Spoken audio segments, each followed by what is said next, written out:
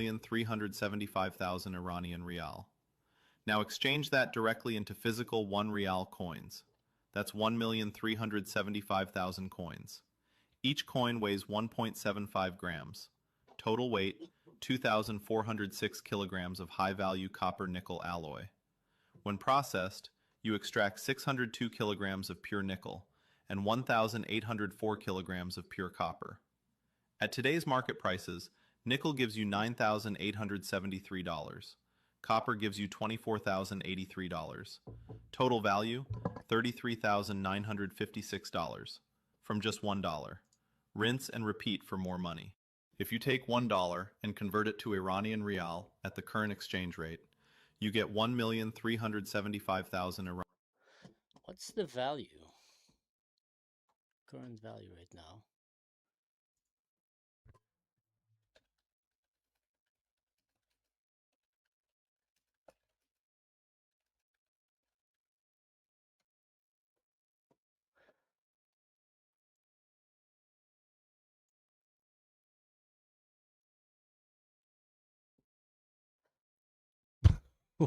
Wow. That's even more than what the video said. Oh, okay, well, I'm not promoting here profiting over war. You know, there's a very sad saying that when there's blood in the streets, that's the time to make money. So this is not what we're promoting here. But that's just a crazy reality of how failing is the Iranian regime. If you take $1 and convert it to And how, you know, catastrophic is the situation there.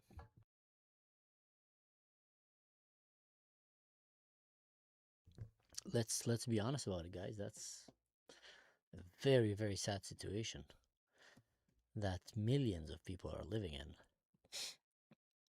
And just like places like Lebanon or like Gaza or Palestine, you can try to spin it and blame it on the, you know, capitalist white people. I don't know, all this nonsense that you hear dimwits in the colleges do. But at the end of the day, they had every chance in the book to make their life better, and they have all the resources to do it. But they choose death and war over prosperity and life. And that's what made Europe so great. That's what made America so great. That's what made the West so great. Actually, so great that you're so privileged if you're born in the West and not born in some of these countries. But then you guys are just so bored that you don't appreciate it, and you find ways to blame yourself for how messed up the world is. Little did you know that the world was always messed up, and finally someone managed to fix it. So finally someone in this jungle called Jurassic Park Planet Earth decided to build a fence and build something good, while Allahu Akbar, Takbir, Takbir, and all the, you know, Tyrannosaurus Ahmeds going around, and communism, and, you know, crazy dictatorships happening around the world. And then you build a good community, good society for yourself. Things are going well. Things are going well.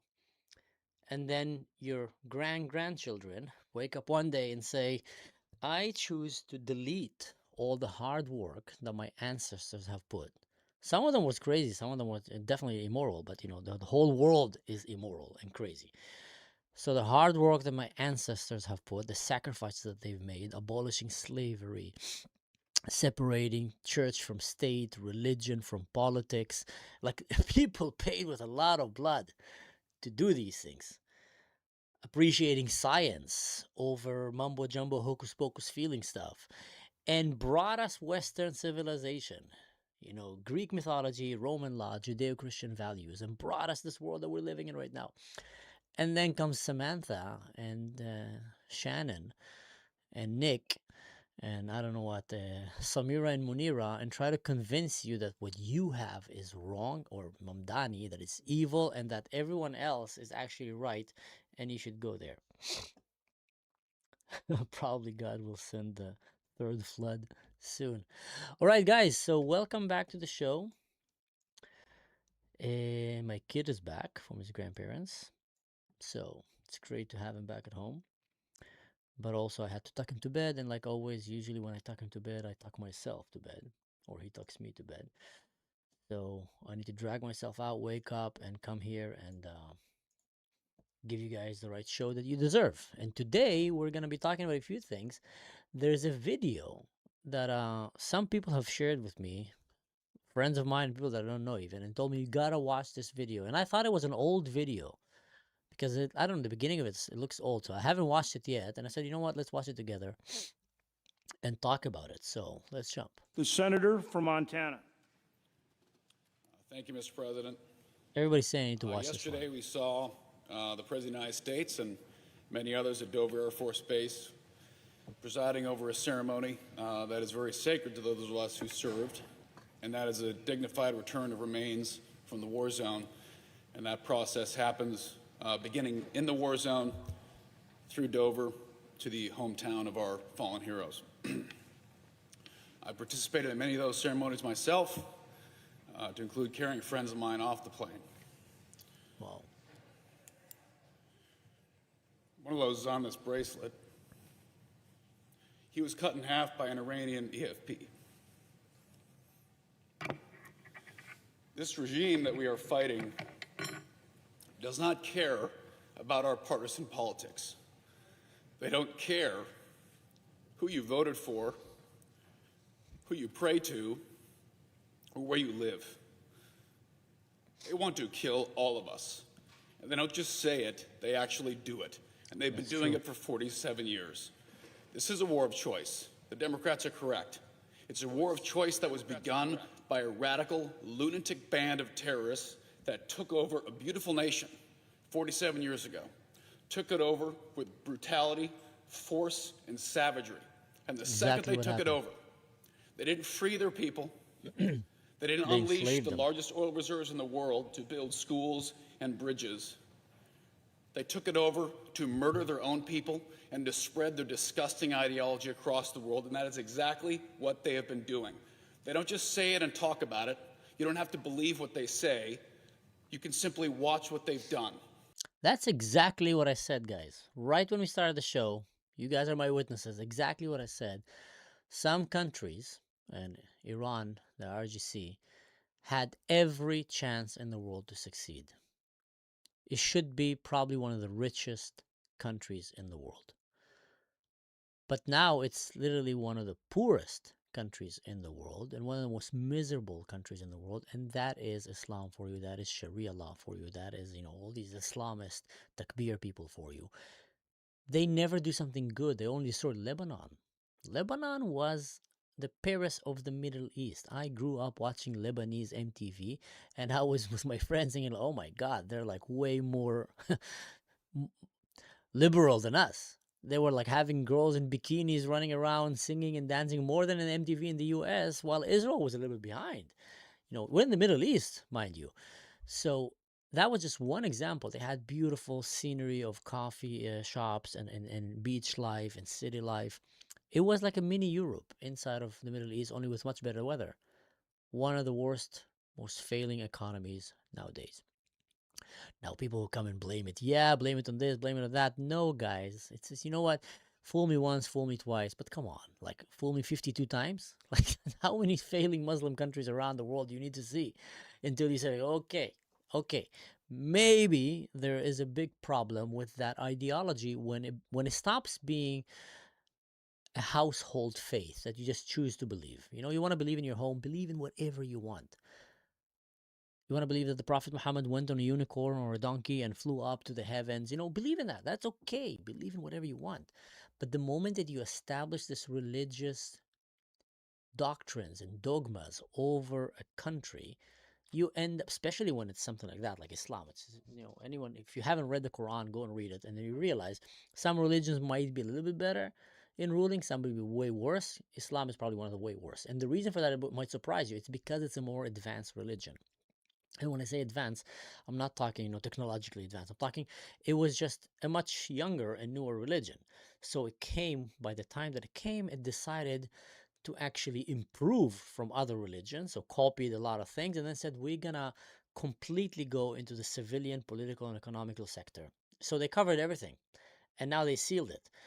And all of a sudden, you just can't break out of it. So it makes life very, very hard. While Judaism and Christianity were more ancient, they were mostly focusing on theology. Like if you look at the rules and regulations that you had in Judaism, it was mostly about how to build a tabernacle.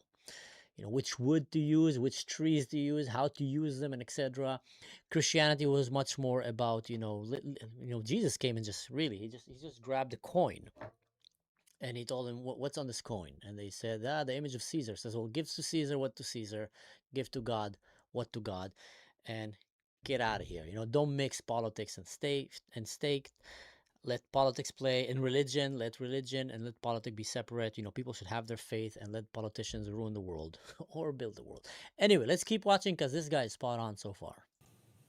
They have attacked families, women, children, innocent people. They don't just attack them and kill them. They rape them. They skin them alive on camera. They celebrate it. They honor those people who do disgusting things that we would put in jail for the rest of their lives in this country. And they do it for fun, and they pay them money to do it, and they're heroes to that nation. They've done it to friends of mine. They've done it to families who've been in this chamber. And the fact that we sit here and listen to elected officials of this country defend these lunatics who want us all dead. They want all of you dead. They want all of us dead.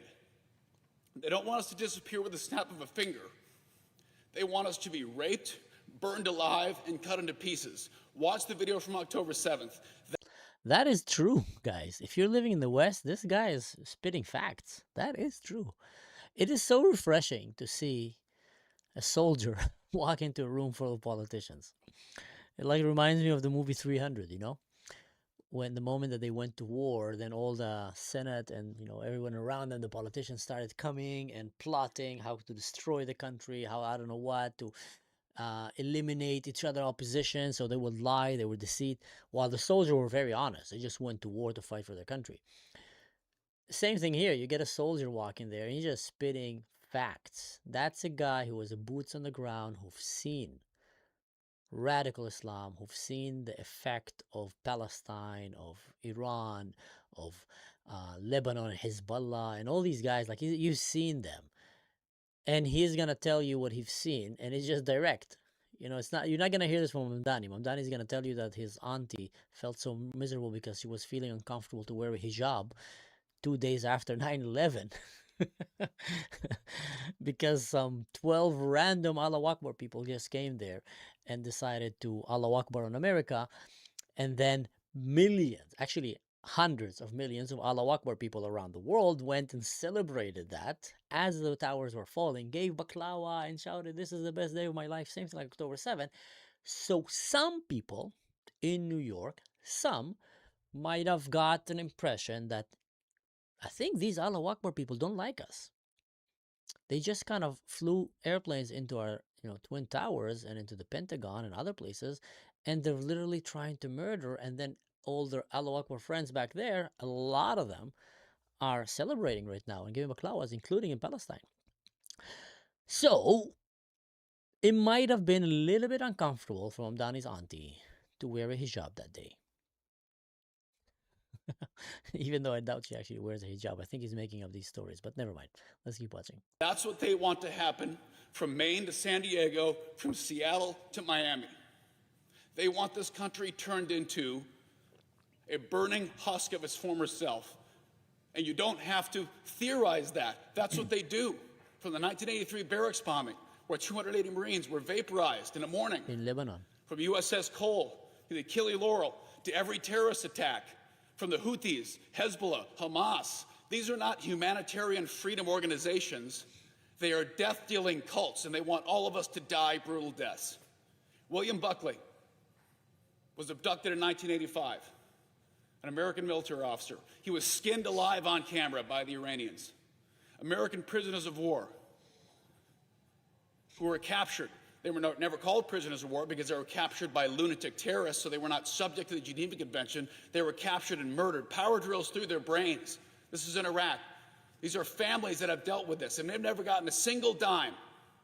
These families have never gotten restitution, and not a single president has ever stood up to them. Wow. Wow. Put yourself right now in the shoes. I mean, your world just collapsed in a second. You're an American. Your son or your daughter choose to go and put the uniform and serve what they believe is the greatest country in the world, and they want to go and do good.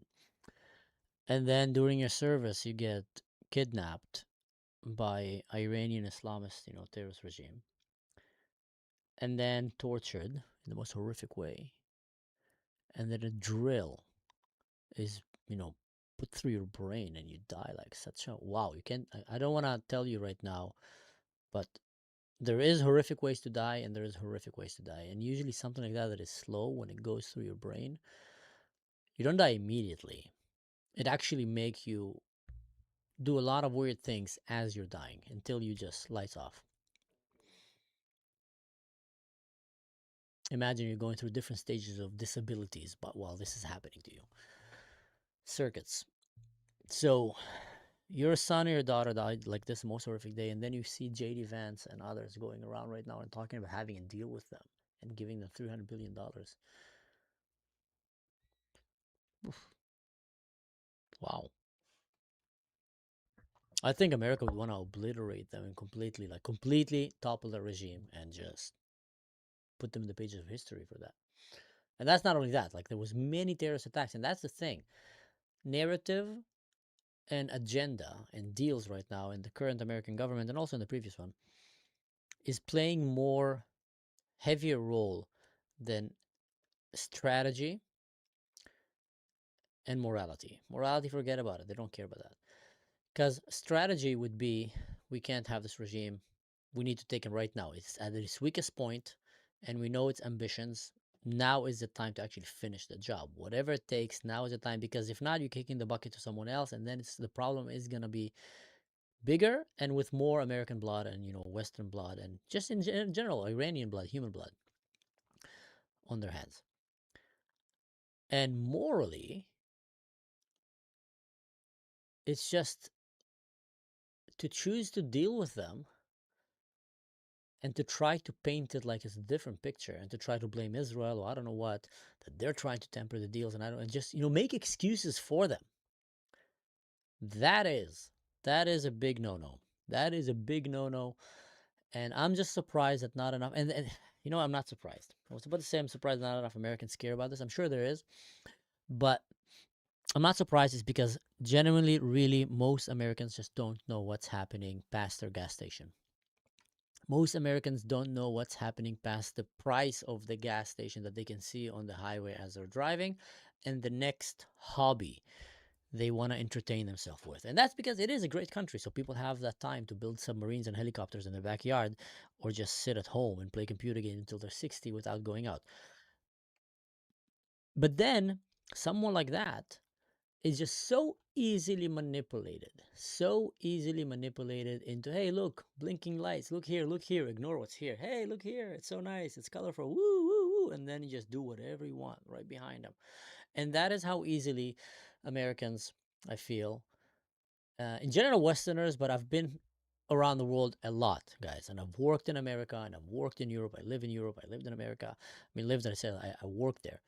And I've been there many times with my friends. I've been to Canada, I've been to South America, I've been to the jungles of Africa, I've walked the jungles of Africa, I walked the jungles of South America, I've walked the Middle East by foot.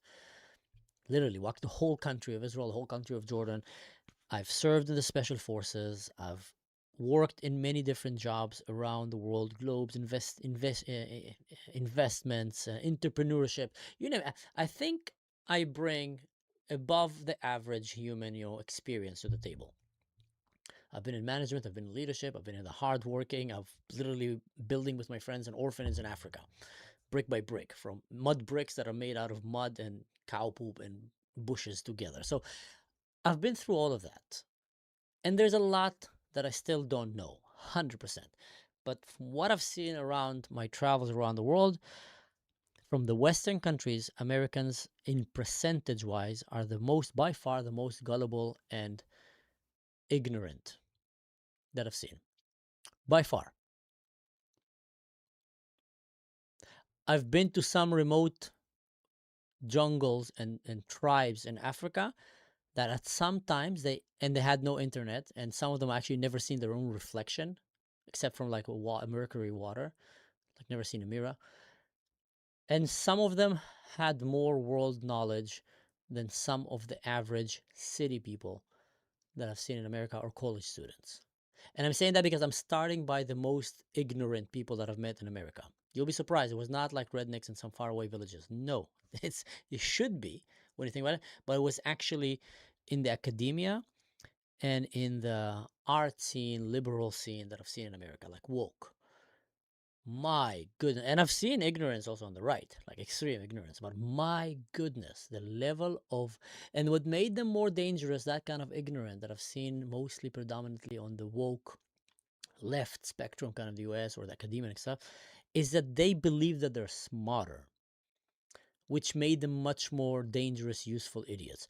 Because the other guy, if he's a redneck or I don't know what, or just a villager somewhere in Africa, he will come with like amazement in his eyes. He would want to learn about you. He would want to ask you questions. He would like, how does this work? Oh my goodness, Betty Lou, come and watch this. Or, anywhere in a tribe in Africa that was just amazed by simple things. But they were amazed, and they actually were many times even humbled and like, wow, show us more. When you go to woke, when you go to universities nowadays, which I call students the dumbest version of adults, they just became adults, so they're literally the dumbest version of how an adult should be. They have no experience, nothing.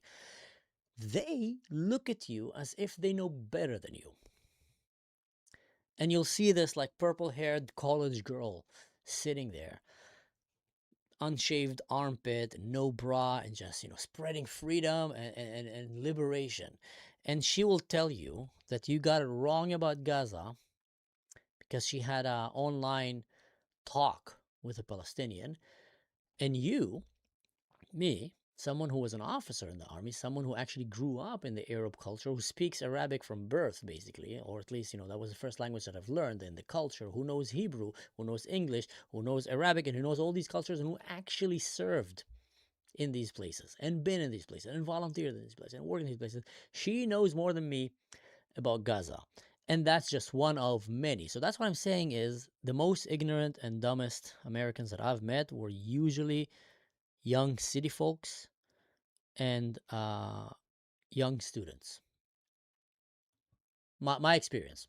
And this guy is coming and just eye-opening, telling them, guys, this is the reality. They hate you. They want to murder you. Good video. Good video. Let's keep watching. Love Donald Trump or hate him. Love his policies, hate ICE, love ICE, whatever. There's never been a single president who has stood up to Iran and hit back. For 47 years, our troops and our families have been absorbing attack after attack after attack all over the world. Lovers of Trump are going to hate me for that, and that's okay. First of all, a lot of respect, and I think you've done amazing things when it comes to world geopolitical kind of policies. But when it comes to Iran, when it comes to Lebanon, when it comes to Turkey, things are being very shady there. And it seems to me that if he could have, he would have kicked the bucket to someone else, like any American president. I'll give him that credit that at least he did not kick it out like any other president, which literally were risking to bring apocalypse on the world. You know what? I want to take it back. If you think about it, Israel has been relentlessly warning the world and working on pushing away the Iranian nuclear program. And it's proven. Literally, they just bombed, in Fordo, and there's radiation there. Like they bombed their nuclear bunker on the ground, and now there's probably another one in the Pickaxe Mountain where they, probably gonna have to go bomb that one. So it's been proven that they've been trying to build a nuclear weapon. And the only one that was pushing them back is Israel. And Israel has been begging the world, guys, wake up, wake up. You need to, it's not only us, it's going to kill you all. And most presidents in America and in the West chose to, let's kick the bucket to someone else. We know because they get the intelligence. That's the thing. That's why I think, Angela Merkel and others should go to jail. And I think a lot of politicians, it doesn't matter how much you like them, because they know. Why do I say they know? Because even if they're like, Ortiz or Mamdani, which is like complete dimwits, and the moment that they come to office, he's not the president, I'll just give you an example, there is responsible adults in the room that are from the intelligence, CIA, NSA, and etc. that will come and say, hey, briefing, Area 51, aliens exist, we don't talk about it, that's above your paycheck. Number two, Iranian, they're trying to have a nuclear weapon. Number three, Elon Musk is from Mars, don't mess up with him because Martians will come and invade us and they'll come, with squids and like take our brains. So give him as much money as you want, whatever he wants, keep him happy. Number four, again, Iran, they're trying to have a nuclear weapon. We know that for sure. Number five, Palestine, and Russia and all these things, TikTok, it's an invasion. They're coming to America. So just so you know. And then that politician will come and say, oh, number five, Syria is probably one of the worst countries in the world when it comes to terrorism, jihad, and treating women and children. Like one of the worst in the world. They have mass graves there of hundreds of thousands of people that were all buried there, not by Bashar al-Assad with a shovel, but by the entire, basically, or a lot of the Syrian people were in on it, killing their own people and burying them. So it's worse than Gaza. And then America will come and say, oh, thank you for letting me know these things. That's important. What should I do now? Refugees are welcome. No screening. Bring them all. And now crime rate in Europe and stability. And Europe is about to be completely lose its identity forever. So someone like that should go to jail. Someone like that should go to jail. He was given the license and the briefing about how to drive the bus called America, called Europe, or called Germany. And they chose to drive the bus through every garbage bin and through every wall and just destroy the bus and endanger the people sitting in it, and then bring on the bus people that want to kill the people on the bus, like without even ticketing them or even checking them. So someone like that should be fired immediately and go to jail. Why did you do that? Why did you do that? You knew the signs, you knew the alarms. Same thing with America, knowing what happened with Iran. So I feel like Donald Trump have reached the point where there's just no running away from it. He probably realized, damn, if I try to kick this bucket, I'm really the loser here, because every president before me was lucky. They were able to blame it on Israel, let Israel do the hard job, and just kick it to the next one.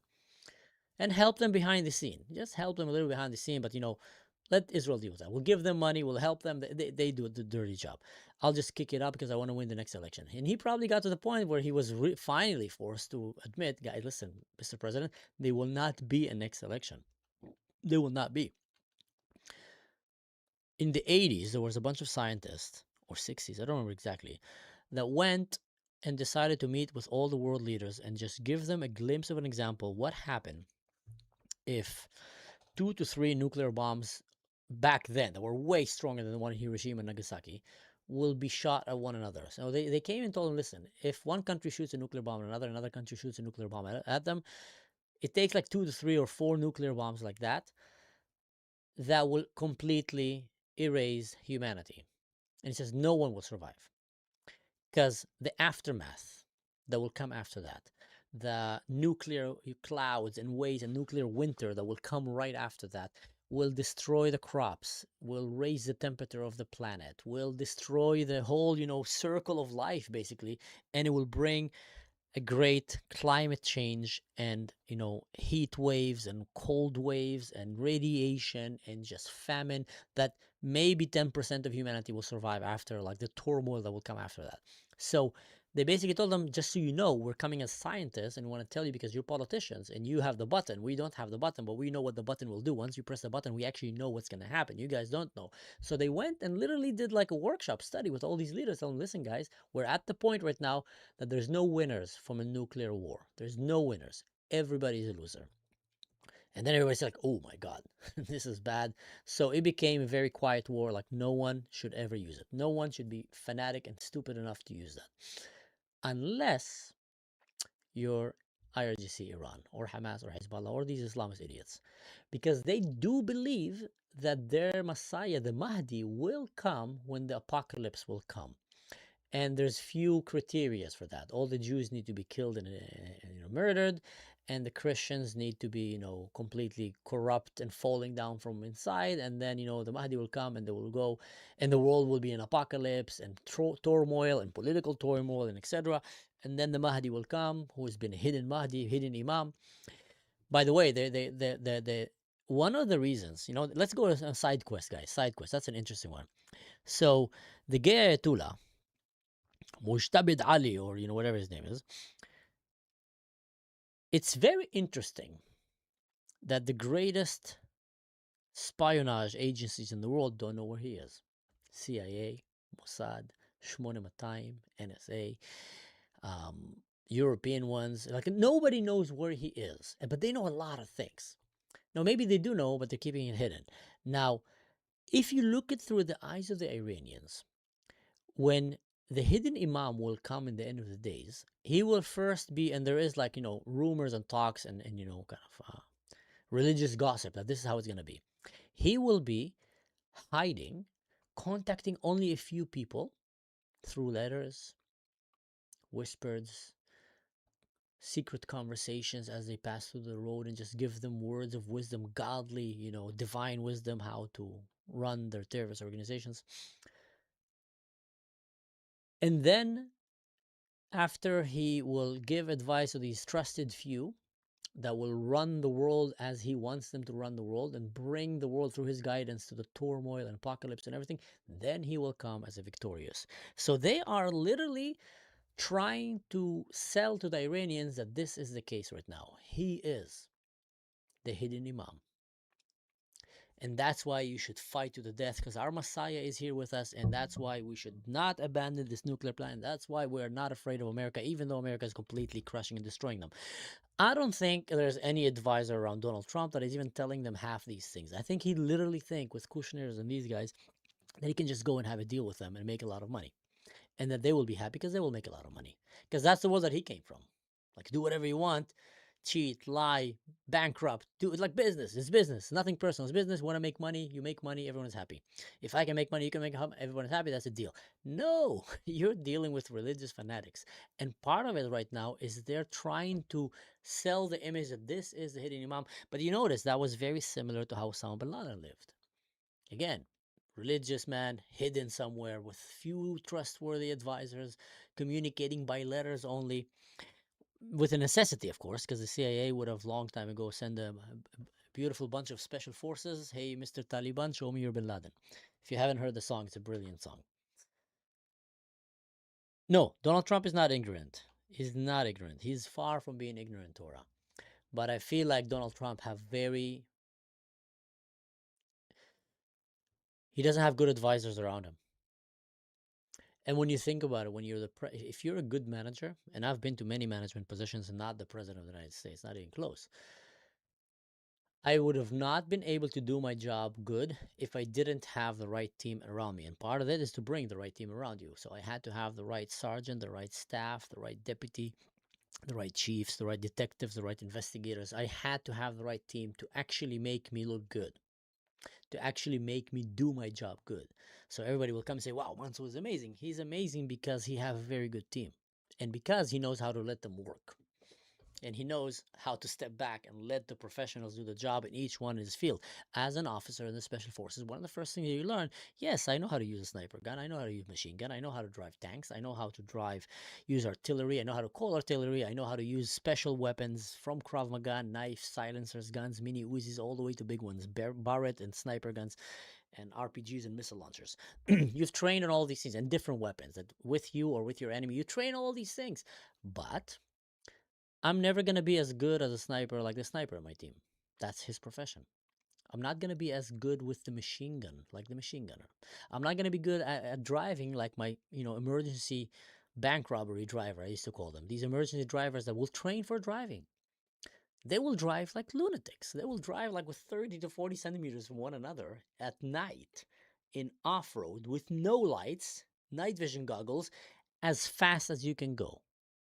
A convoy of like 10 vehicles, 10 Jeeps, will be going full speed. If one of them stops, all of them collapse, and they will just drive like lunatics. So I will never be able to drive like that, James Bond driving. But what I will do is I will bring every one of them and make sure he's empowered and make sure I listen to their advice, and I will take the last decision, but I would let them do the job that they're built for. So the President of the United States, I feel, have brought with him what he thought would be the A-team for Make America Great Again, and his main goal was the economy of America, the economy and the establishment of how to make this country great. His main goal was not to deal with radical, fanatic Islamist, regimes. Now he's sending these guys to go and deal with them, and they don't know what to do. Even J.D. Vance even said it. I don't know what I'm doing there, guys. I've never done these kind of negotiations. Now, why do you think he said that? He said that because he already knew that things are going really weird here because you brought other radical Muslims like Qatar and uh, not Indonesia. No, come on. What's the name of that Arab country, the Muslim country? Not Singapore, not Indonesia. Help me out, Torah. Who was helping Trump with the negotiation? Qatar and Pakistan.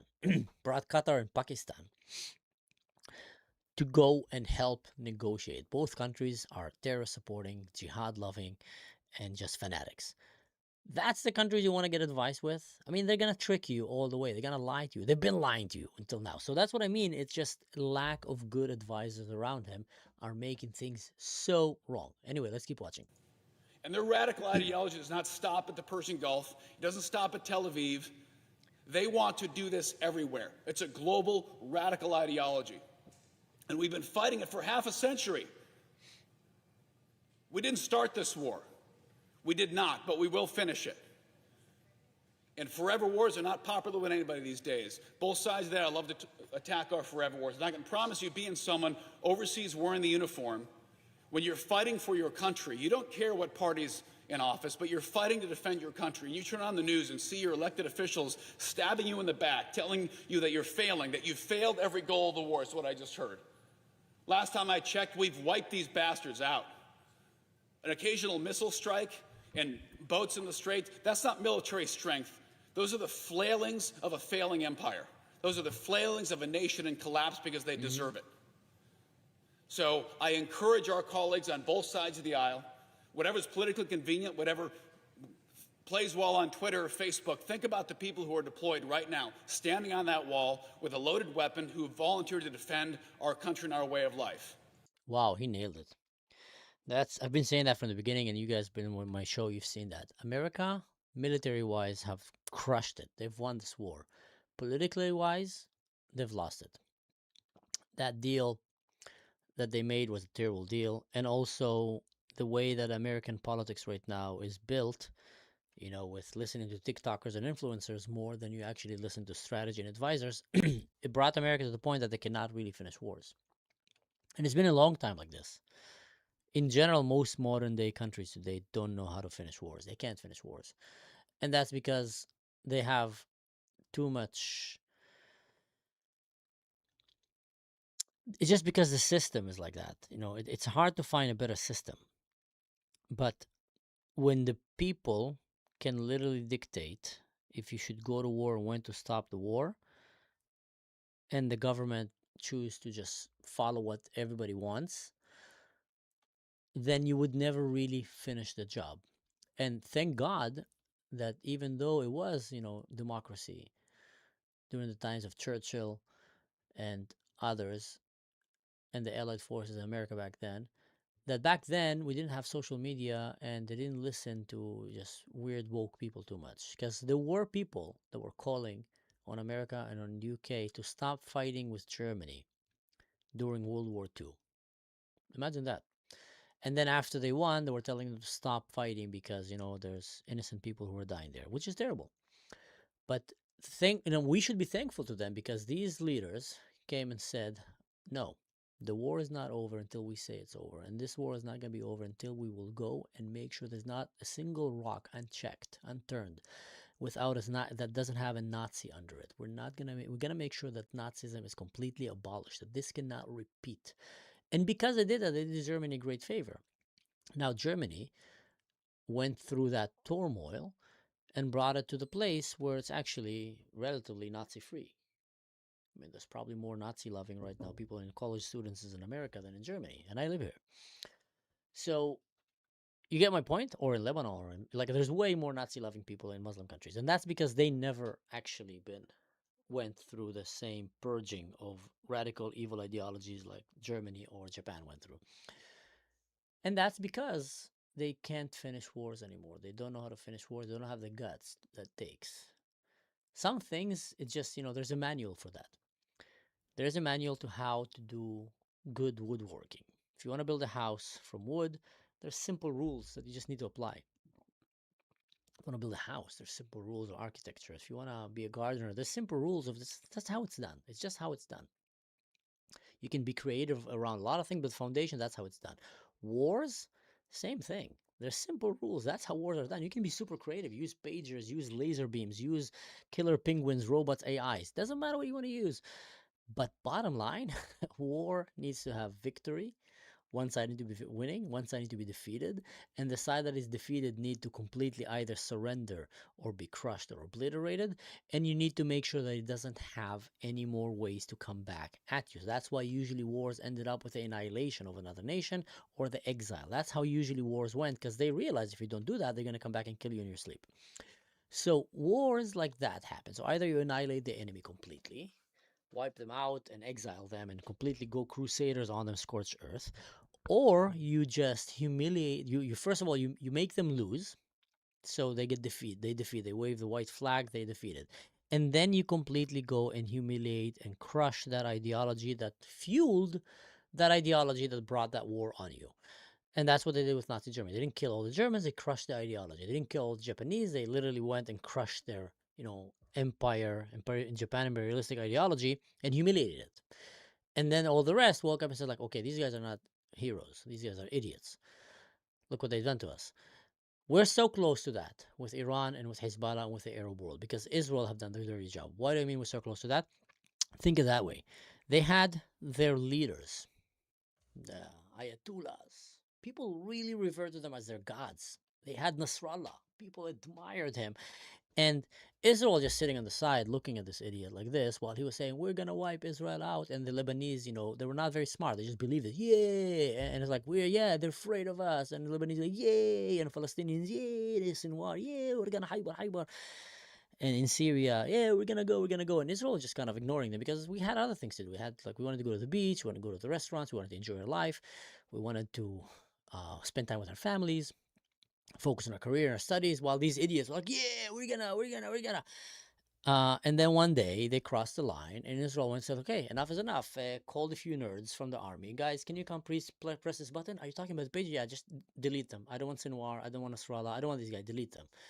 Click, boom, boom, boom, boom, boom. All deleted. Their dicks blows off. Sorry for my language. Their schnitzkins, everything. Like the ears, their eyes. Meme. They're walking around like in the streets, crawling, blood coming out of their schnitzkins everywhere. And the Israeli guy just went and kept drinking coffee. Like, all right, who's next? And all of a sudden, the Arab world just went like, what the heck? We were thinking that we are stronger than them. Haibar Nasrallah was promising us that next year we're in Jerusalem, bathing in the blood of the Jews. Sinwar the same. Khomeini, we're gonna wipe them out. And then he's like, drinking coffee. 1 second, press the button, kill him, all whole leadership. Deleted them. It's like you're playing a computer game and there's sim and there's like a bug in your game and there's just, and you just, you know what? It's just so annoying. Every time you fix it, it just goes bad. Just go delete it. Delete them. That's how pathetic they were. That's how easily defeated they were. And that's why a lot of my friends from the special forces, from American ones all the way to Israeli ones and European ones, when you talk to them, they always laugh.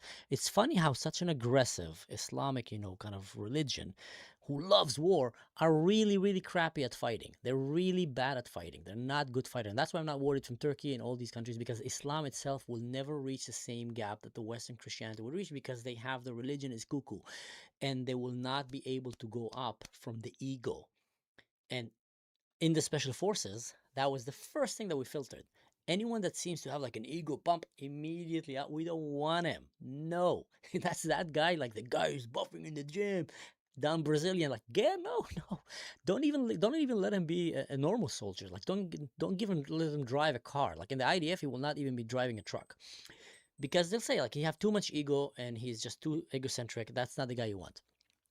So these countries who can put ego aside for a second, actually think for themselves, manage to reach the moon, reach the space, and build AI and spaceships and I don't know what, because they take the right people for the right jobs. These Muslim Arab countries, it's just not going to work for them. Just go and live there for a while and you'd realize what I'm talking about. Anyway, let's continue.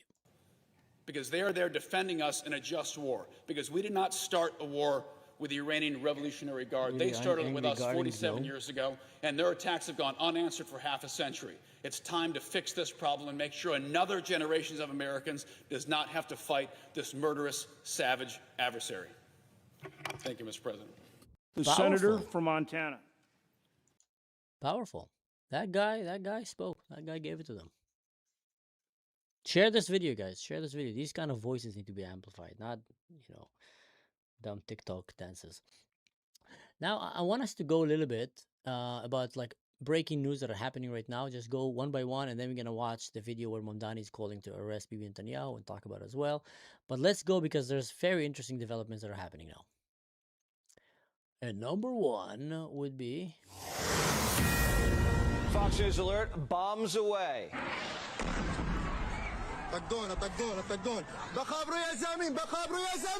Central Command delivering devastating blows against Iran. Targets include missile and drone facilities, coastal surveillance sites, and air defense. B-1 bombers tore into the mullahs for the first time since the ceasefire. The long-range jets packed with 2,000-pound bombs flying at the speed of sound.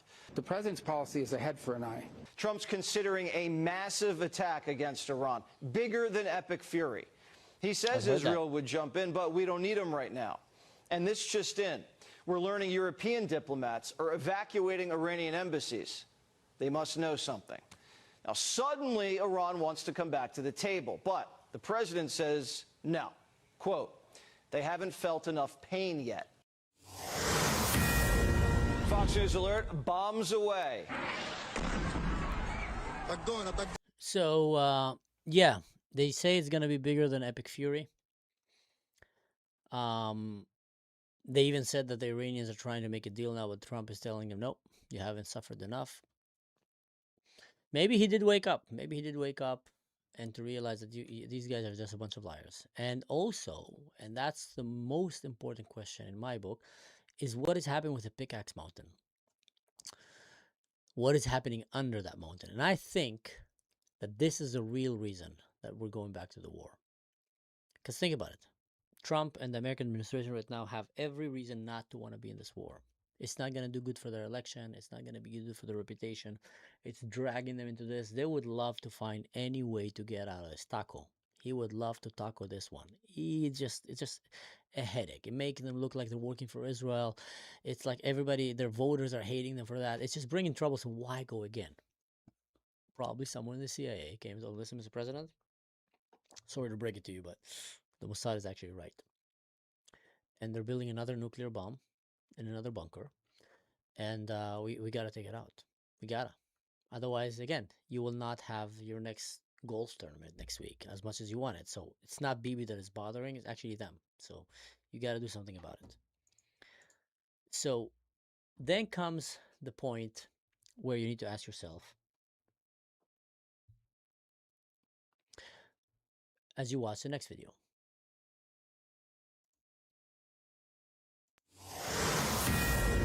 Fox News alert, it's on. U.S. Central Command launching crippling strikes against Iran. Command centers, missile and drone launch sites, and air defense systems wiped out along the coastline. This new offensive aimed at pushing back what's left of the enemy's firepower far away from reaching the strait. The commander-in-chief now calling his shots, like the Babe. How about these people? They're in this because of nuclear weapons, and they're trying to possibly reconstitute a site. We'll hit that site. Any site where they're even thinking about nuclear, we'll be hitting it very, very powerfully. Pickaxe Mountains in the crosshairs. The Israelis are leaking to the media that the Iranians moved centrifuges under the mountain after Operation Midnight Hammer obliterated their 3 main sites, a.k.a. it's their little Plan B. Fox News alert, it's on. U.S. Central Command launching crippling strikes against... Yes, Torah. I think, yeah, I agree, Lottie. I agree. Torah seems like a good guy. And you made a comment before, well, why aren't they throwing Nasrallah out? Well, they killed Nasrallah. I don't know if that was a question that you asked. Israel killed him. Why is Lebanon incapable of throwing Nasrallah out? We'll talk about that. That's also a very interesting topic. We'll talk about that. Why I actually think that there's probably not going to be peace with Lebanon. Unfortunately, I really wanted to see that. That might be disappointing some Lebanese people here. I wish we could have peace with them, but I don't think we will have peace with them, and I'll explain to you very soon. But let's watch the next video. Thank you very much. It's a great pleasure Lebanon. to be with the president of Lebanon, highly respected in this country and actually flown beyond this country, and the relationship is very good. So this is Joseph the president of Lebanon, who came for the first time in many, many years to meet Donald Trump, the president of the United States in general. And they're talking about how to move forward with the peace agreement, the Abraham Accord peace agreement with Israel. And the main topic was dismantling Hezbollah. Surprise, surprise, dismantling Hezbollah, the main enemy of peace in the Middle East and in Lebanon. So anyone who tells you otherwise, guys, is just a terrorist supporter and a liar, or highly manipulated, useful idiot dimwit. I think that Lebanon has been a very mistreated country for a long period of time. It's an amazing group of people. So it's an honor to have the president and your representatives here. Now, really, I would like to thank President Trump, really, and his team for the historic visit. And I know your vision is peace, your vision is stability, and I think my vision is First time I heard that, I thought he was talking about the Eurovision. Eurovision is peace. Eurovision. No, it's not the Eurovision. If you don't know, Eurovision is a little bit of a weird European music competition that often Israel wins or get like really high there.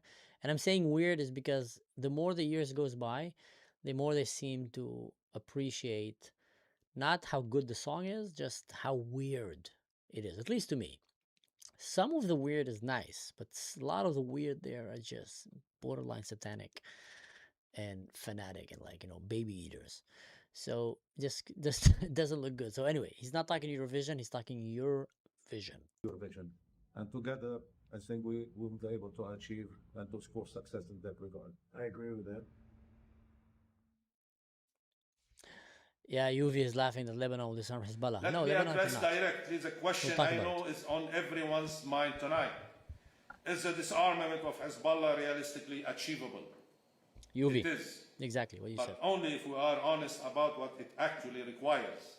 The armed groups we are speaking of is not a foreign mercenaries force.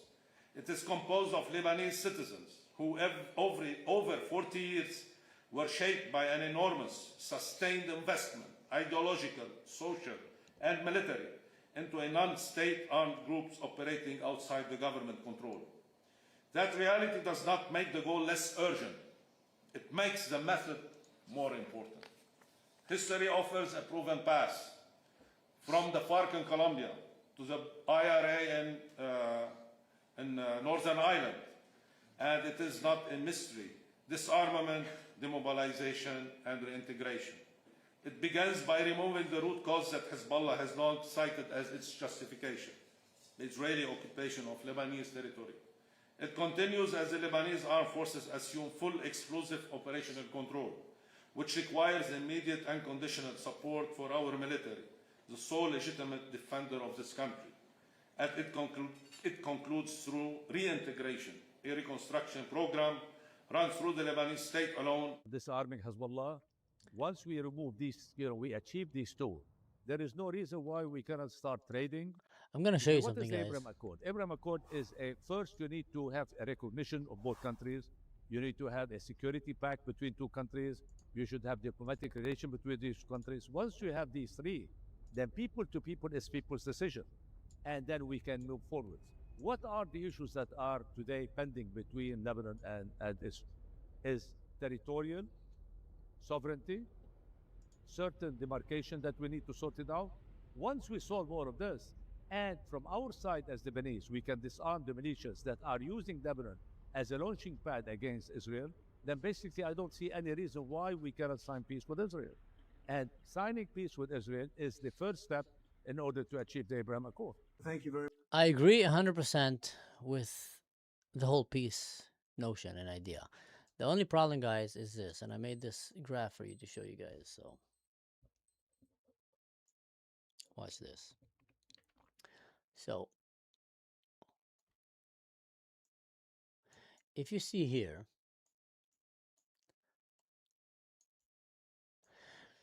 that is the numbers of Christians, Sunnah and Shia.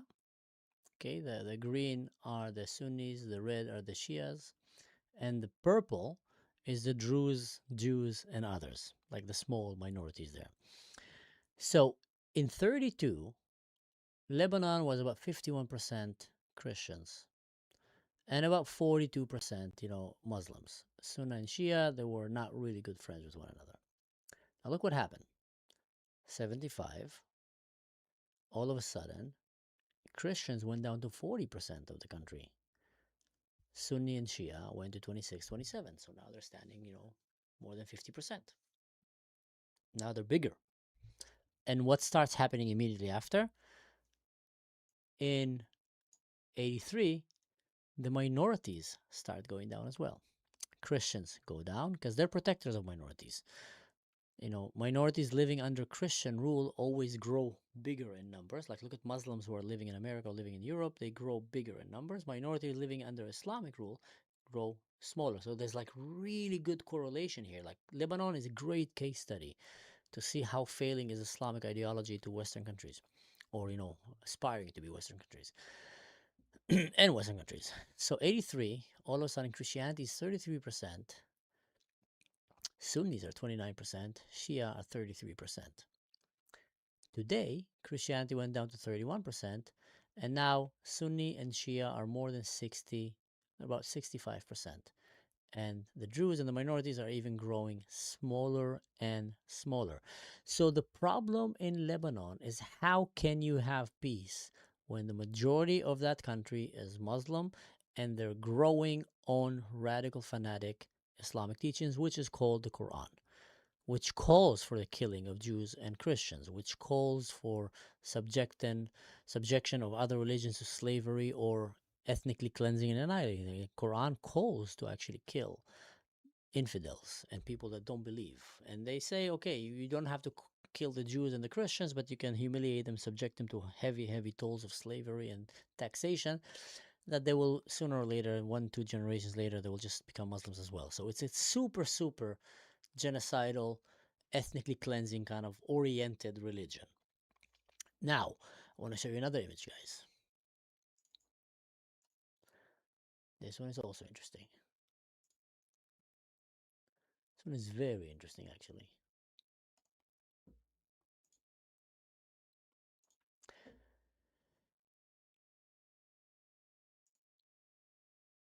Watch this.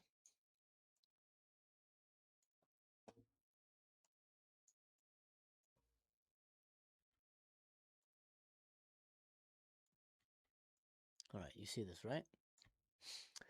So let's look for a second here at the difference between the Lebanese armed forces and the Hezbollah armed forces. And then we're going to show you the third picture, and that's going to tell you exactly why I think there can be peace between Israel and Lebanon, and real peace. Lebanese armed forces is standing around 80,000. That's like, rough numbers that you can get from online sources and etc. But Hezbollah, 40 to 50, actually their numbers are even bigger. Tanks and armored vehicles, Hezbollah have more than 2,000 plus, more than the Lebanese army. Rockets and missiles, they barely have any. Hezbollah have more than 150,000, way more actually. Drones, they have nothing. They have like more than 1,000 plus. I'm talking about like way more. Now with FPVs, way more. Annual budget is about 2.6 billion. We know Hezbollah is probably getting 1 billion a year, if not even more, because they're sponsored by many Muslim countries around the world.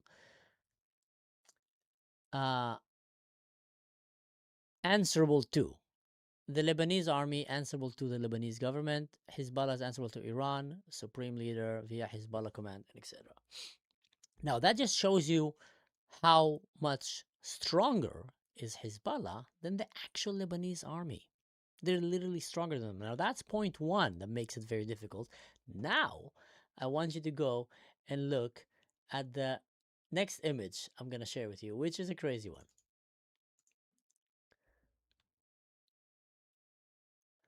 Where is that image? Ah, here, that's the one. Look here.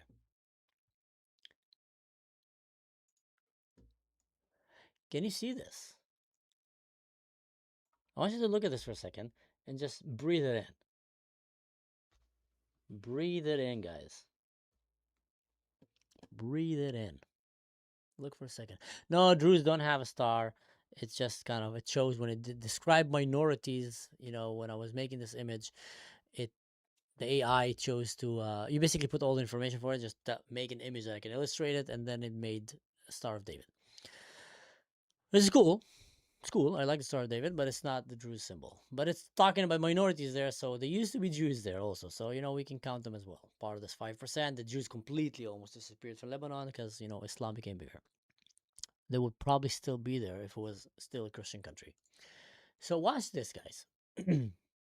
Lebanese army who serves religion comparison of the Lebanese armed forces. I just made the image to illustrate it for you. This is easily accessible information in the internet. So my numbers might be here and there, like, fractions, but in general, this is basically.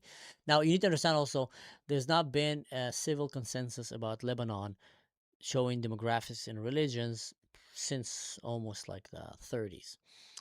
There have been a lot of ways to measure it, but nothing official. But still, you can kind of get the numbers and the ideas because there's enough sources today that helps you understand that. So these are estimate numbers. Lebanese army, Lebanese armed force,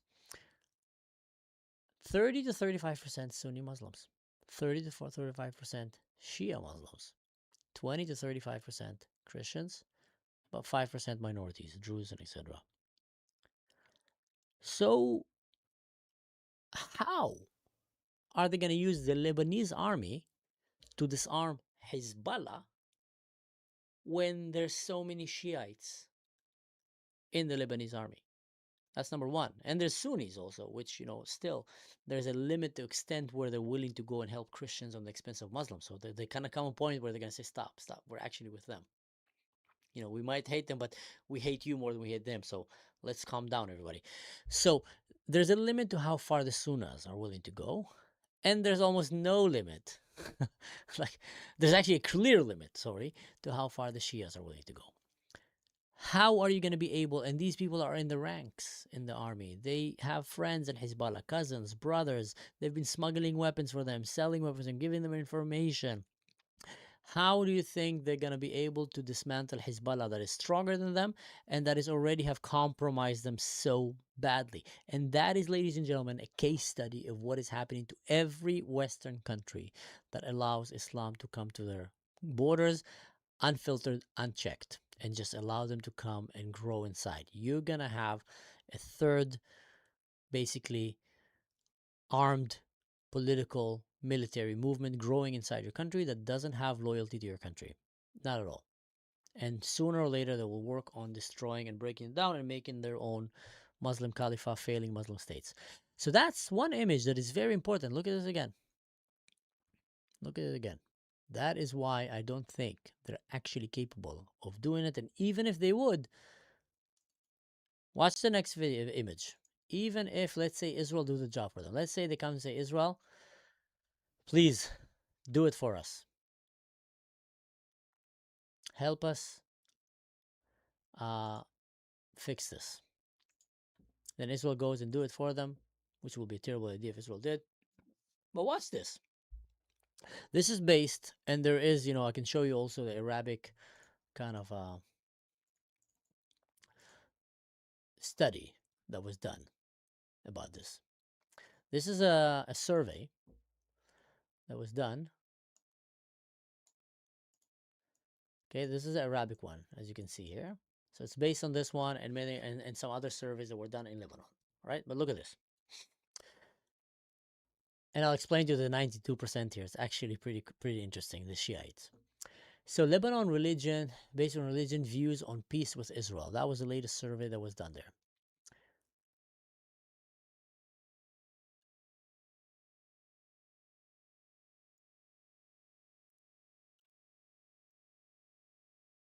It's the opposite here. Okay, the numbers are correct on the bottom.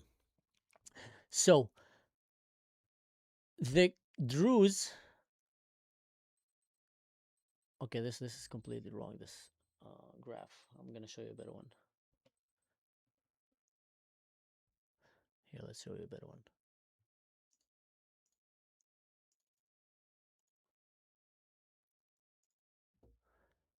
This is what happened when you ask AI to do stuff. But luckily, we have other ones. So look here. Here you go. So April 28 to May 5. That's when this was done. It's pretty recent. There's 84% of the Druze. You can see it here also in the Arabic one. Okay. 84% of the Druze want to have peace with Israel. Surprise, surprise, minorities want to have peace. They're not, they don't want to have wars. 76%, the Maronites, 72% the Orthodox. So the Christians are standing around 73%, if 74%, if you take it like in the middle. Let's say 75. So 75% of the Christians want to have peace with Israel. The Sunnis, 51%. So only half of the Sunnis want to have peace with Israel, and that is mostly because Israel is bombing the living cow poop out of them right now. They didn't want to have peace before. They hated Israel, and they were very happy to see Israel destroyed, most of them at least. Not all, but most. I don't want to bad talk the ones who actually want peace in Lebanon, and I wish they're brave, they're strong, but I just don't think that they represent, obviously, not even half. The Shiites, 7.9% want to have peace with Israel. Now, in the Shiites here, you can see in this image, it actually shows 92.1. And that says the one who oppose peace. So among the Shiites, there's 92.1% that oppose peace. And we just showed you the other graph. They're actually a big number of that society. And among the Sunnis, there's at least half that oppose peace. And the other half, I don't know how many of them just want peace or just want the war to end. So they're saying that. We've seen that before. Like even in Gaza, they say baklawas, Allahu Akbar. And then second later, best day of my life. And then second later, Israel's coming. You're like, we want peace, ceasefire. And the moments after ceasefire, kill them. We've seen that before. We've been through that movie. So it looks like it's a pretty obvious image that the enemies of peace in the Middle East are actually the Muslims, or at least in Lebanon. And the ones who want to have peace are the Christians, the Druze, and the minorities. And in Lebanon, even if they will come and say there is peace on paper, how do you stop this 91%, 92% Shiites from aspiring to commit terrorist attacks or even just physically attacking Israeli tourists or Western tourists when they come to Lebanon? How do you stop them? Do you know how many weapons they have?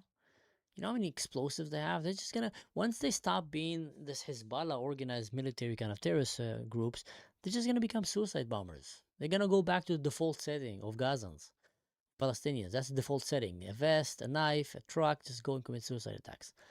So how are you gonna stop that? Who is gonna stop that? The Christians in Lebanon?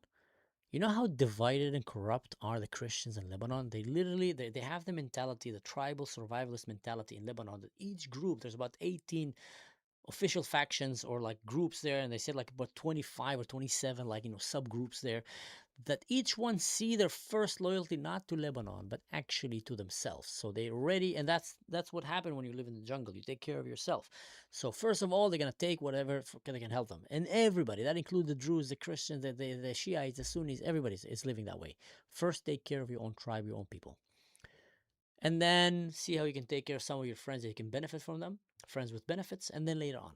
So that they are gonna fix Lebanon? I don't think so. I really find it hard to believe that Lebanon can fix itself. And that is because they have too many Muslims, and the Christians there have been too brain dead, brainwashed with anti-Semitism and wokeness. Like, they're the Middle East woke. If you look at Arab Christians, are the woke of Christianity. Because look at it that way. I'll explain.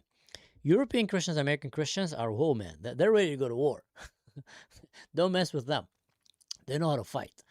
The Crusaders, the American, like the Christians there are, ready to defend. They're ready, they love you, they respect you, but if you cross them, they will teach you the fear of God. Christian Arabs in the Middle East are meh. Most of them. I know some are like really, usually the hunters and the people that they're proud and they're strong, but many of them, yeah, we just want to be neutral, we just want to be neutral, just want to go with who is the power right now. Islam is here, yes, so we hate Israel. Yeah, we hate Israel. Yeah, we're with you guys. Oh, in Israel, yeah, we're with you Israelis. Yeah, we don't like the Muslims too much. Oh, we go to Palestine, yeah, we like you guys. We don't like it. So they don't take sides. And in the Bible, actually, there's a saying for that. And I think it's really talks to the Arab Muslims around the world. Don't lukewarm. Don't be lukewarm. Either be warm or cold, or I'm going to spit you out of my mouth. I don't remember exactly where that verse is, and I think it's in the book of Revelation when it talks about the churches at the end of the day that will be very worldly churches and will not just stand on what they believe. You need to be warm or cold, meaning that you need to actually have a stand that you're standing on, a temperature that you're boiling in. You can be cold, you can be warm, but you just can't be like in the middle, like, yeah, I'll go with whoever is. And the Christians in the Middle East, sadly, that's their mentality. Now you want them to go and fight Hezbollah? Look how easily, I'll give you another example. Lebanon had the same starting point than Israel. Christians came, received the country. Muslims next to them received half of the country. Israel, the Jews, same thing. Came, 48, received the country. Muslims next to them received half the country. And then the Muslims came and tried to kill the Jews. The Jews fought to kick them out. The Muslims came back. The Jews kicked their asses. There's 2-6 again and again and again. Muslim ran away. They wanted to come back. He said, you're not coming back. Get out of here. You guys are genocidal maniacs. You guys are perverts. You guys are misogynists. We know what you do to girls. We know what you do to men, to kids. We know what you want to do to other religions. Get out of here. Look at the Christians. Lebanon and Syria. What did they do? Nothing. Gave their country away. Syria was Christian. Lebanon was Christian. As a matter of fact, Egypt was Christian, Jordan was Christian, all these countries, nothing was Muslim outside of Mecca, Medina. So you can see who are the Christians that actually stood and pushed them away? Europeans. Older generation. This generation, the same thing. Come here, go. So that's why I don't think that Lebanon is actually capable. Sorry, guys. I wish. But even if they will sign a peace agreement now, if you're an Israeli, you're not going to go to Beirut anytime soon.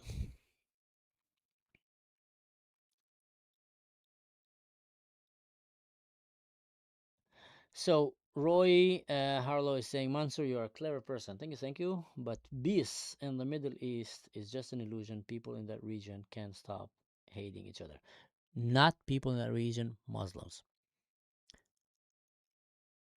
Very, very easy example. Very easy example. I'll show you right now. Very, very easy example. See this? See this يا حبيبي؟ أيوة عليك أيوة عليك. Hey. You know what is this? This is a common flag that they give in Israel, which is a mix of the Israeli flag and the Druze flag, kind of mixed together, but this is a Druze flag, basically. And how is it that the Druze have peace with the Jews? How is it that in Israel, Christians have peace with the Jews? How is it that in Israel, even the Muslims relatively have peace with the Jews? And the Yazidis and the Alawites, and the atheists and the gays, and the fluffies. Because there is religions that can actually coexist with one another. That's it. The only ones in the Middle East that are causing problems and trying to annihilate everyone else, and when they fail, they call the ones that they try to annihilate as genocidal because they failed to genocide them, are the Muslims. So, if you had a Thanos finger right now, Thanos glove, and again, what I'm going to say might shock some people here, but listen to the end. And you can just click like this and make a certain religion disappear. The religion, not the people, just the religion. Doesn't exist. Whoop. No one has ever been born to that religion. He was born to another religion or atheist, and they were never been indoctrinated from childhood. One religion disappeared. If you made Judaism disappear, the world will be a terrible place, very bad place. I don't know what will take over, but they used to sacrifice children and eat baby goats that they will cook them in the milk of their mothers and like hear them scream and like sacrifice women and children, like terrible things. Judaism brought faith in one God and the whole idea that we're all born in the image of God. So it doesn't matter if you're a king or a peasant, a lord or a carpenter, we're all equal. That changed the world. Christianity came and spread and amplified that Judeo, kind of values to the world.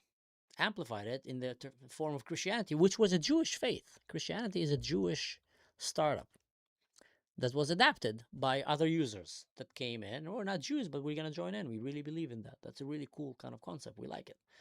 It's peaceful. So make Christianity and Judaism disappear, bad idea. Make Islam disappear right now, disappears. You just stopped 99% of terrorism around the world. You stopped about 98% of underage marriage around the world. You just stopped like 90-something% of sexual abuse and sex trafficking that are happening around the world. You just stopped most of the slavery that is starting around the world right now. You just stopped crime, corruption, racism, instability, jihad. Like you've done so good to the world. Thanos' glove disappears.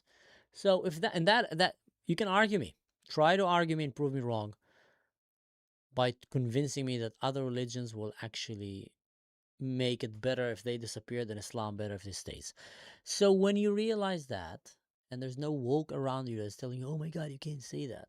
That's a nice thing when you're not a Jew and when you're not woke. I'm a Druze. I come from there. I'm talking about my kind of Arabic world that I came from. We came from the Arab world.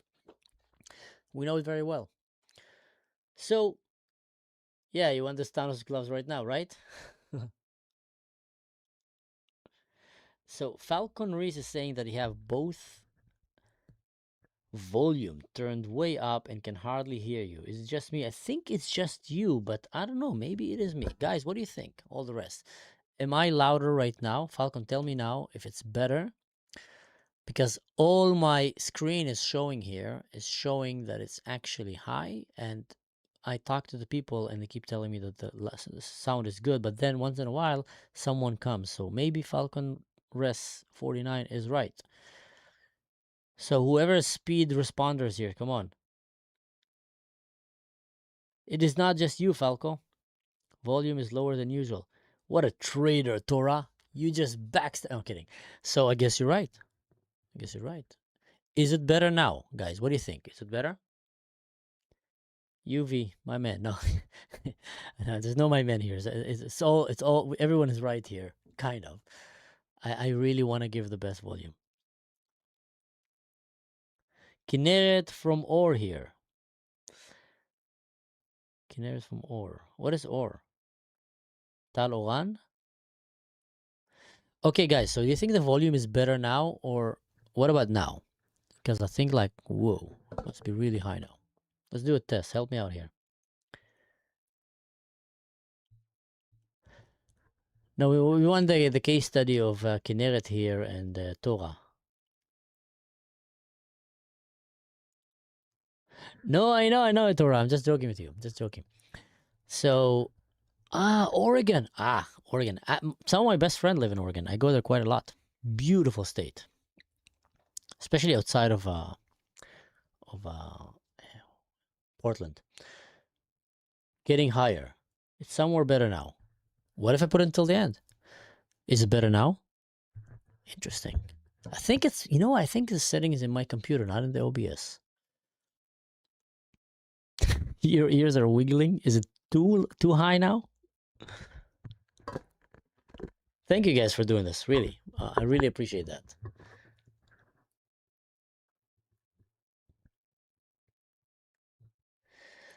Okay, we'll stick with this now, and you guys let me know if it gets.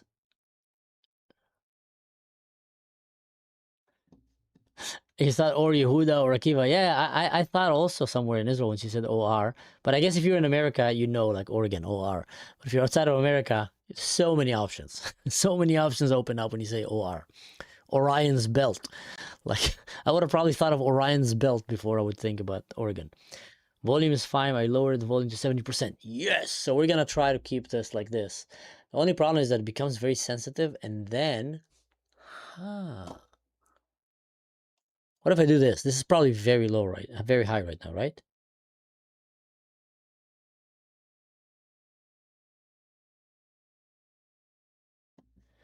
We talked on one of your lives, I think Yad HaShmona, and talking about Oregon towns or being a Christian here. Or La'olim. Or La'olam. So, is this better now, guys? Yeah, it's good. It's good. Maybe I need to put this one on the top. And then this, I can just lower the sensitivity here. Learning, guys. Boomer. Just a father trying to make the world a better place one video at a time. and teaching myself. Like I've honestly, I've never thought that I'll be a YouTuber and that I will. People were trying to convince me to become an influencer when I was probably in the mid-20s. And back then I didn't even have an email. And I was against these things. And I opened Facebook for a little bit and I closed it for like, and I said, I don't like this nonsense for years. And then it just reopened itself. So I have a Patreon, Torah. Gosh, you don't know that? Man, how do you think I support the work that I'm doing? Do you think YouTube is paying me enough? YouTube barely pays me. YouTube pays less than if you work as a cleric in McDonald's. You get paid better than most YouTubers.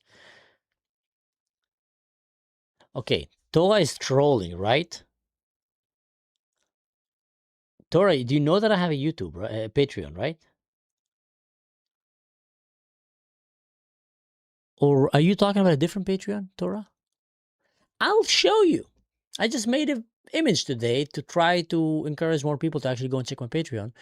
And the image looks like this, which is based on a real image. So this is my Patreon, guys. You can support me there from $3 a month, $15 a month, or even $500 a month, depending on how much you want to put. And that's how I actually manage to keep making videos for you. How do you think I buy food and put it on the table and pay for the rent? Why don't I ever promote it? You know what? Torah is being today the mirror that I need in my life. Torah, thank you.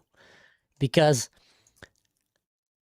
I'm so bad at promoting myself that I thought that people would know it, because in every video that I do, not live ones, I'll usually like have a small kind of thing on the top that comes down for like 3 seconds where people can click it, and that will take them to my Patreon. I just didn't want to bother people watching my videos with all these commercials. So when people are watching it, I guess nobody clicks it.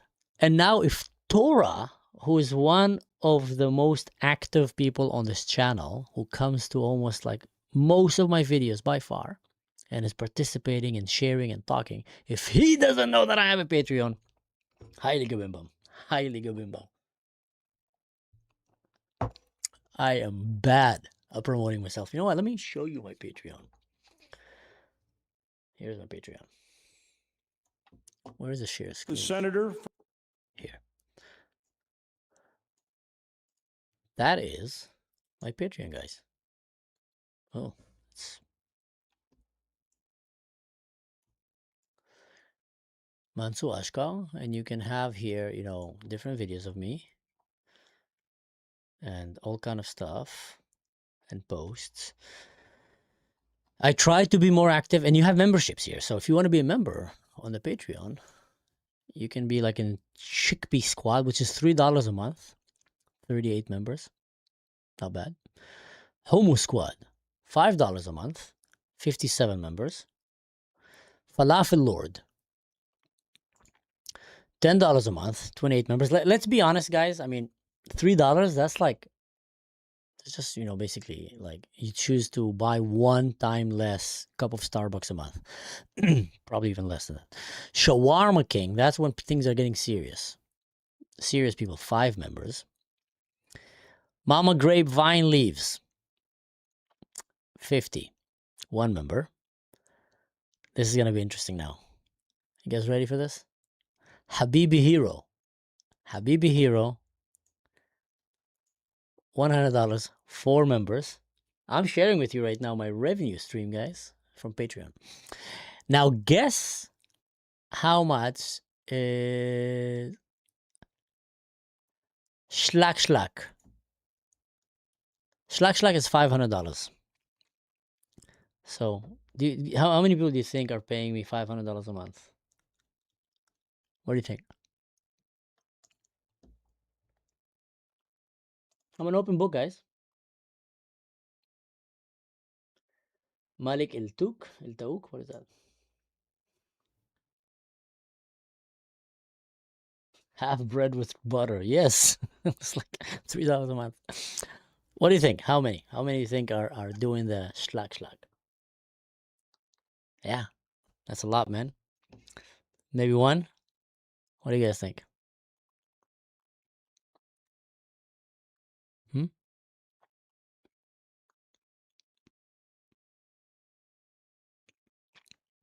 Take a guess. So Lufti is saying one. Torah is saying one. My mama? Could be. Tauk is chicken barbecue chunk. Ah. So I'll answer you guys. The schlag is one member. Yes. I'm not gonna say if it's my mom or someone. Just one person that really cares about my channel is doing that. And I tell you why actually I actually created the chickpea squad, $3 a month. There used to be a time that there was around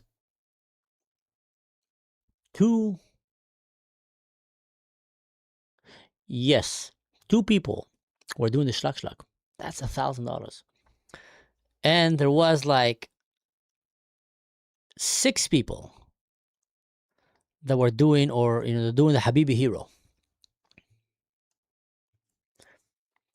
And that really kept me afloat. That really, YouTube was barely paying anything. That really kept me afloat. I was able to actually dedicate myself to do this work. And then after 1 year, all of them, all of a sudden, just stopped. Bam, bam, bam, bam, bam. And all of a sudden, the revenue that I was making from Patreon went $1,500 less. Bam! Dropped like really low. And I was like, whoa, what happened? And just one schlag decided to leave for, what's the name? Habibi Heroes. Few Mom's Grapevine Leaves. Just together, pam, pam. Nothing malicious. Just, they were there for a year. They helped and they just moved on. And all of a sudden, you and Loti won $500 for guessing. You can divide it between the two, $250 each. So all of a sudden, my revenue went like really low, and I was like, whoa. Like, do I need to go back to my previous job? Like, can I continue doing this right now? So then I decided I don't want to be dependent on one or two big, generous donors that maybe want to help support a small content creator like myself. And I want to actually build smaller. Well, I would love if anyone would be schlag, come ahead. Like, if anyone want to put a lot of money in the channel, by all means, I'm not gonna close the door. Just leave it open. Come in. We got cookies. We got vine leaf. But with the $3 a month and $5 a month, my strategy became that actually, if one leaves, one comes back, one leaves, that's okay. Sometimes people even send me a personal message. Like, I had people tell me, like, a hug is definitely okay. Definitely okay, guys. Anyone that is here, guys, I'm not doing this for the money. The money is just basically so I can do this. So a hug is definitely okay. And if you want to help support the channel, you can also do that. That's completely fine. So I said, if the $3 and $5 a month, they fluctuate. Someone comes, someone goes. I had people send me a message. Great people.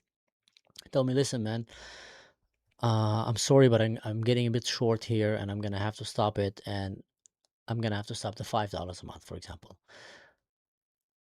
And my response was, wow. First of all, someone that $5 a month is an expense for him, that he really like need to calculate it in the monthly expenses, will still come and take from his time and support a content creator like myself. That means so much. That means so much. Because I mean, the people that don't have much are still saying, you know what, that's an important cause. What he's doing, what he's talking about, what he's standing for. Which, if you ask me, you know what I want to ask you guys? Salah al-Hanigid. Who is Salah al-Hanigid? I'm willing to invite him if I know who he is. Salah al-Hanigid.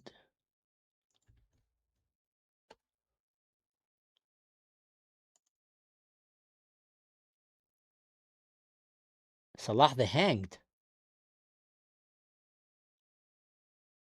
Are you talking about that? What are you talking about?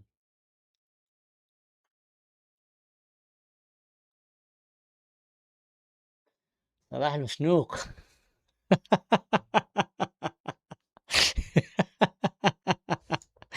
Because you know what it showed me when you said Salah the Hanged? It showed me this. I was like, that's a bad joke, man. That's a bad joke. That's an Iranian athlete that got hanged, but obviously it didn't mean that. Yes, Salah al-Mashnook is a different story. Saleh. Oh, yeah, man. Him, I would love to have in my show. I would love. If anyone can connect me with him, guys. If you don't know who he is, this is this guy. He's very young here. Oh, my God.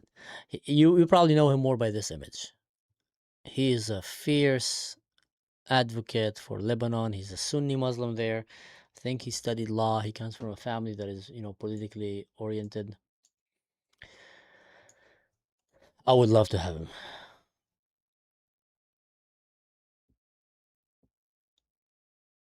Yes. Look at that. Someone nailed it here. So someone is saying, this is like the concept of the holy half shekel. I don't know what's the holy half shekel, or the one mina that the widow woman gave Yeshua pointed out as worth as much. Yes. Probably one of my favorite stories from the New Testament. I have a lot of favorite stories from religious books, and I've read many of them. One of my favorite stories from the New Testament, the Christian religious book, is the story of the poor widow woman beggar that sees Yeshua, Jesus Christ, walking with his disciples, and he's teaching at some place, and she comes and decides to give like a coin or two. And some of the disciples that saw her revoked her and says, "Are you crazy, woman? Do you know who that is? Like, this is embarrassing. Like, you're giving him half a cent? Like, you lost your mind." Imagine now Donald Trump or someone very famous comes by and people come to see him, and then someone comes like, "Mr. President," comes and gives him half a shekel. It would be considered as an insult, right? Like, you're stupid? This guy, he's like the King of Kings, the Lord of Lords. He's our Messiah. He's our Rabbi. Whatever title you want to give him back then. And you come and give him half. So they revoked her. And Jesus heard that. And he called them and he revoked them. And he said, "This woman have given more than any of you, because she has given from what she doesn't have." So think about that. Someone who doesn't have much, who chose to give. In my eyes, that story was so beautiful because it shows you the value of the kingdom of heaven, or the value of this whole idea of life and death and the life after. From dust to dust. We came with nothing, we go back with nothing. So here we just managed to collect some, jewelries and stuff like that to make us feel good. We surround ourselves with Teslas and cars and stuff like that. But the moment that we die, we don't take anything with us. And that's why the book of Ecclesiastes is one of my favorite books in the Bible. Kohelet. It's one, but you have to finish it. You have to finish the last chapter. I think it's 11 or 12 chapters. If you don't finish the last chapter, you're going to be depressed. You can see why this book was written by someone that they say that it was a pen name of Solomon. That's like one of the theories, that he used a pen name. But you can see why this book was written by a very smart person. If you would take the book of Kohelet or Ecclesiastes right now and put it in a different cover, it will be a bestseller. Bestseller. You know what? I'm going to read you something from it, guys. I'm going to read you something from it because it's just fascinating. Fascinating book. Kohelet. So let me give you guys a story, since we're talking. So one day, my mom comes to me, and I just came back from the army, and I was a bit tired. And she tells me, "Mansour, can you come with me? I want to go and share my condolences with Drew's family that just lost their husband. And he died in flames. He burned. Like, he got gasoline was poured over his body by mistake, I think, and he just was burning, and he died like rolling on the ground. Terrible death. His wife saw it there, and it was horrible. And the family was shattered. Young family. Young wife, I think, like young kids. But I didn't know any of them. But my mom told me, listen, your father is ill and I don't feel comfortable going alone as a woman alone. Can you come with me? And I said, Ya aini rasi yamma, your eyes, my head, I will come with you. And I went with her. And I sat there and I didn't know anyone. And, it was a bit awkward, but, I just sat there. And then all of a sudden I saw that the family was just looking at me kind of and wanted to know me a little bit. And I felt like, what, I came here and I might as well say something, even though I didn't know the guy. And this is like a really good trick, guys, really good trick. So I opened the Bible because I had it with me because I told you, I used to hike a lot in the desert and read these things. And I opened the book of Kohelet, which is Ecclesiastes, chapter 3. And I read them this. Now, some of you might be surprised when you realize that this is from there. Are you ready? Here you go.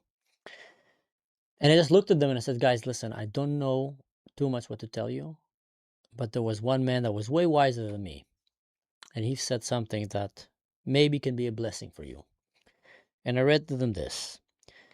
To everything there's a season, a time for every purpose under the heaven, a time to be born and a time to die, a time to plant and a time to pluck what is planted, a time to kill and a time to heal, a time to break down and a time to build up, a time to weep and a time to laugh, a time to mourn and a time to dance, a time to cast away stones and a time to gather stones, a time to embrace and a time to refrain from embracing, a time to gain and a time to lose, a time to keep and a time to throw away, a time to tear and a time to sow, to tear and to sow, a time to keep silence and a time to speak. Oh, if only more people would have listened to that.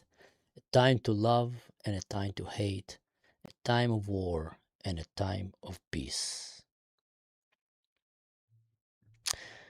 And notice what it starts with, a time to be born and a time to die. So when I read that, and I came and I told them, someone way smarter than me said that. And it's your time to mourn now. It is your time to be sad. It is your time to cry. It is your time to ponder the meaning of life and what did you lose. It's okay and it's normal and it's the right thing to do right now. You lost someone that you love. But there also comes a day where you need to also remember that there's a time to live, a time to love, a time to laugh. And these times will come back as well. At their own time, at your own convenience. But don't forget, there's a time for everything under the sun. And I just want to wish that you guys manage to experience right now the time of grief to the fullest, loving your dear loved one, and later on also the time of healing and growth that comes after. And I read that and I thought that's the only thing I can say. I don't know what to say. I don't know these people. And they were in tears. They were in tears. They were in tears. I was in tears with them. And they were so thankful. They felt so honored and blessed that a stranger came to their house and chose to take out of his time and just read them. Ancient scriptures, words of wisdom. So I don't know how do we get to that story, guys. Because we're talking about the woman that gave from the nothing that she had. We're talking about my Patreon. How did we get to here? So yeah, my point is that I feel like it's all vanity of vanities. We live here one day, we go the other day. Just try to enjoy the life that you have and to make the world a better place after you leave. Raise your children to be strong and kind and brave and to walk this earth and leave it a better place behind them. And try to do it yourself. Try to leave it a better place behind you.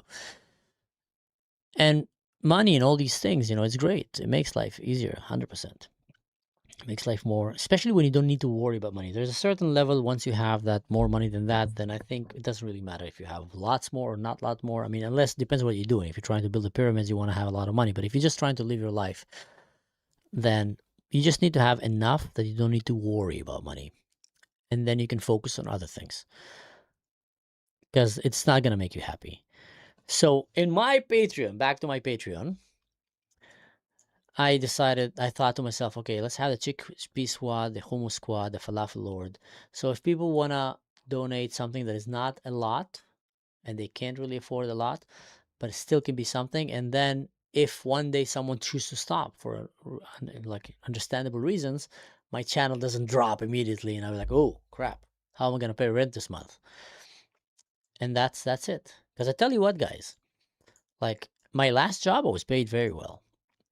And I left it all to come and do this. And it's a challenge. I'll be honest with you. It's a challenge. It's a challenge. Content creating is not as easy as it looks like. And it's not as rewarding financially as it looks like. It might get in the end, but it's not in the beginning. No, it's very hard. It's a long way. It's a hard way. And it will make you want to quit it a million times. And that is if you're a single living in your parents' basement. So if you're talking about like, you have a family, you have a child, you have, things you want to do. So think about it before. It's a great job. I love it. I love what I'm doing and I would not change it. And I'm just I said, why didn't I even start earlier? But bottom line, it's not something to be taken lightly because it's a lot of work. Song of Solomon, Kohelet. I really love it in Hebrew. What I read now, I love that chapter in Hebrew. It sounds so cool. Right, Yuvi? Right, Toa? Judy Collins sings that amazing. Yeah. Yeah, that was a good song. Bridge Over Troubled Water, a classic song.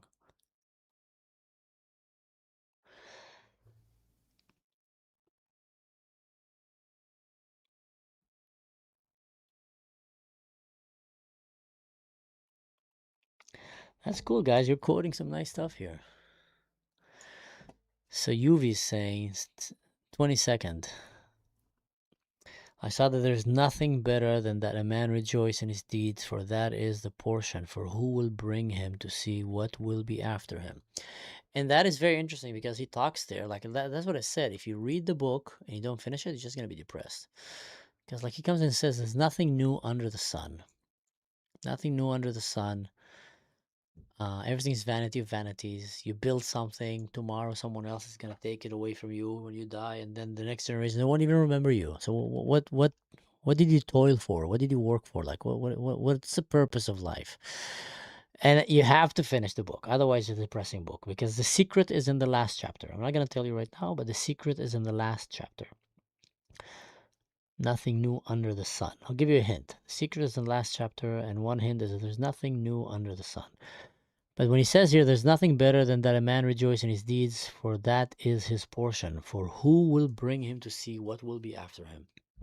Wow, what a wise words, right?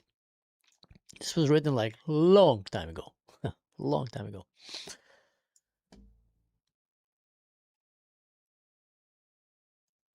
Solomon had the what? Solomon had the goods. I love Ecclesiastes, yeah. Solomon had the goods. He had lots of women. It didn't do him well. Yeshua was related to the Druze, isn't it? Not that I know. I feel so happy with me. Share a cup of award one. You mean like the falafel lord? That's what you're talking about? Like you mean that's what you mean? Like the chickpea squad? Or did I misunderstand? But thank you, man. Torah, I guess, right to say Boker Tov then. Mansur in the 10th million sub to pay. Mansur in the 10th, I'll sub to Patreon. Thank God. Man. Thanks, man. I'll be honored to have you there. So I tell you what, actually.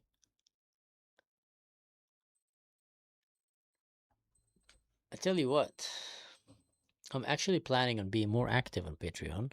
It's just right now hard for me to be active on Patreon and on YouTube and on Instagram and on Facebook and on LinkedIn, and being a full-time father and, family man, and with my mom, with my life and everything, my friends, my community. I'm a very, I'm a very community-oriented person, so I have a lot of things that I do with my friends and my community, etc. So on top of that, managing my Patreon, it's a bit hard, and I try, but I'm hoping that to be able to build a team soon for this channel.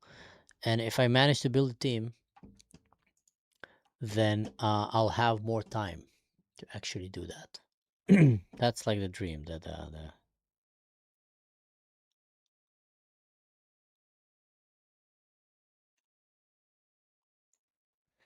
logic you don't understand. A cup of award isn't from live and not from Justment First. Are you thinking about this in another language, Lottie, or I'm misunderstanding it? Is that like from the Bible, what you're saying there? I agree with you, Mickey. Time to free all these countries. Time to free Lebanon, free Syria. The movement. Time for minority to split away from the Islamic enjoy federation of states with Israel capital state. 100%. 100%.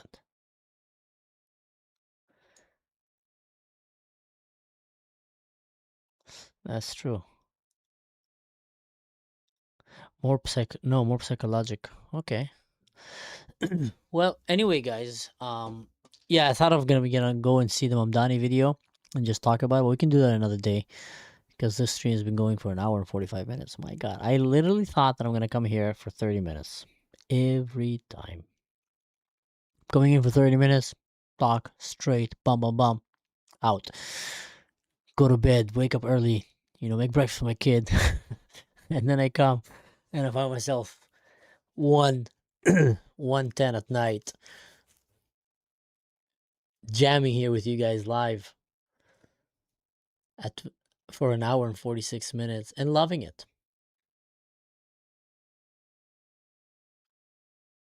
I didn't think I'll enjoy doing that so much. Time flies when you're having fun, yes. I did not think that I'll enjoy speaking to a screen with an audience that I've not seen physically, but also feeling that I'm doing an impact and connected to them. And I try to interact with you guys as well, because it's important for me to feel, the audience and feel the movement, the things that we're doing. I honestly, I think I've actually learned a lot from the people watching my show.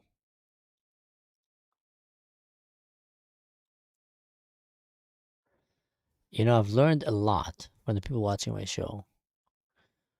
And sometimes I got corrected even, which was great.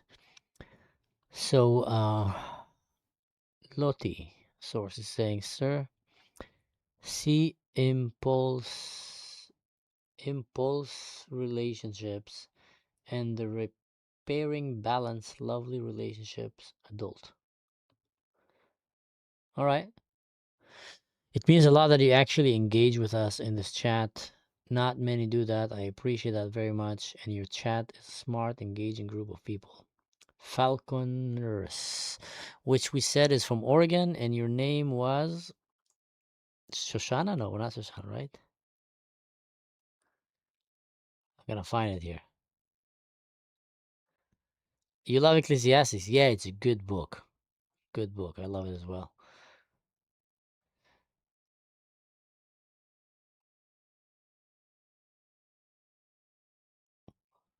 Oh, I don't have all the messages from the beginning, but you said it in the beginning. You said your name, I think. I'm just terrible with names. I don't take it personal. I literally.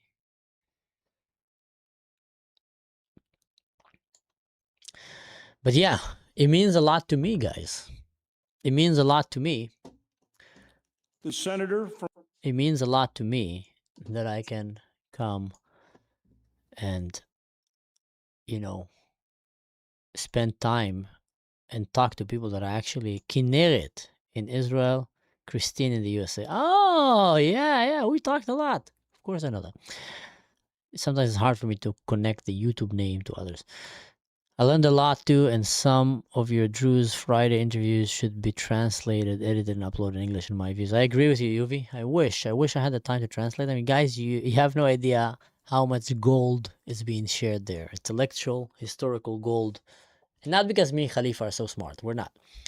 It's because we are literally just speaking our minds and we don't have an agenda. We come on an episode and we just have a guest, fascinating guests, and we say, let's talk. From politicians in Israel, people that are running to become, prime ministers in the future, people that ran in the past, business people, scholars, intellectuals, professors, people that lived in the street and like give from the wisdom, like fascinating in Hebrew.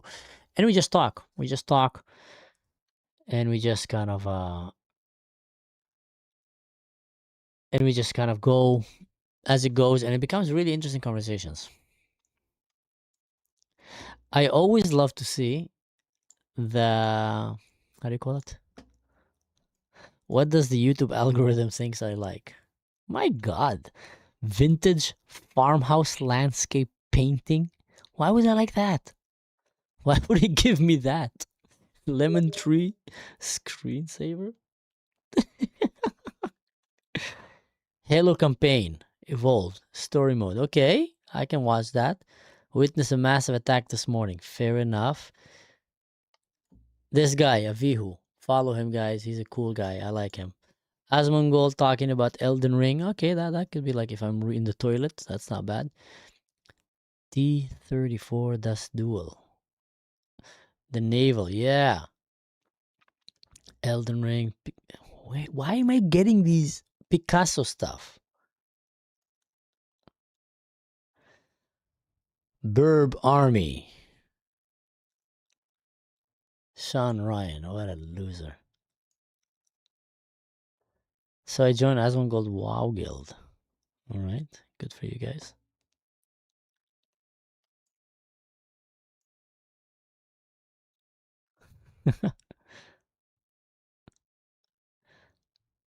Oh, that's my video. Yeah. All right. Interesting. I mean, I'm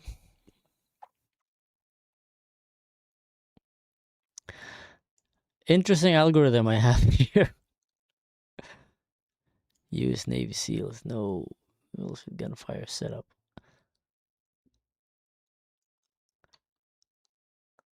He's pretty cool. This guy, Raymond Ibrahim, he's pretty cool. I wish this... that's Tal. I was about to say, I like Tal. I was about to say, Nick Fontese quit. I wish. And then I see Tal. We should hear that. Jew? Is Nick Fuentes becoming a Jew? Now all the shit on Twitter is that Sneeko, Nick Fuentes, and Dan Blazarian are all like 12% Jewish. Everyone's giving Nick Fuentes shit for being a Sephardi Jew. Like, he's a weird... I long instead of wish I was. Handler, Elon Musk. I want to see where he's moving his hands like crazy. Got alongside. What I have to say to that, Nick Fuentes? Good goy. You're a good goy. Good goy. Good goy. You want a little treat? I'll give you a little goy treat. Take a little goy treat. Oh, this guy is never, ever in my life, or anyone in my family that I can remember or recall, has ever called anyone a goy, especially not in like a derogatory. Anyway, Tal is a legend. He's a really cool guy. I know him personally. I took him to like a trip to see a Druze village in the north, Mazdal Shams. And it's just a good guy. Tarkov. I heard that's a good game. That's a video that I watch. That's a video that I will actually watch. 21 upcoming games of 2027. Just because I want to look at things that I can't do. I'll be like, I will miss the days that I could play these games.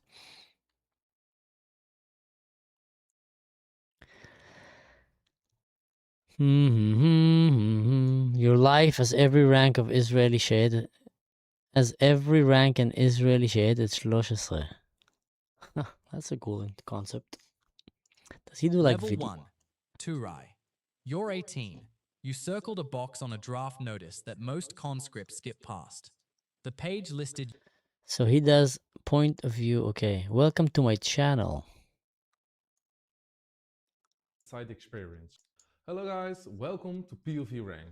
I'm Lucas, the creator behind this channel, and here we put you inside the experience, not just what it looks like, but what it feels like to live in high pressure roles on the first step to the highest rank. My English isn't very good, but I'll just keep trying, so I'm sorry for that. Something went here. Something got stuck. Oh. I don't know how do we get to this video. But yeah, that looks like a cool guy. He does cool videos. AI generated all of them. Interesting. Cool. Anyway, guys,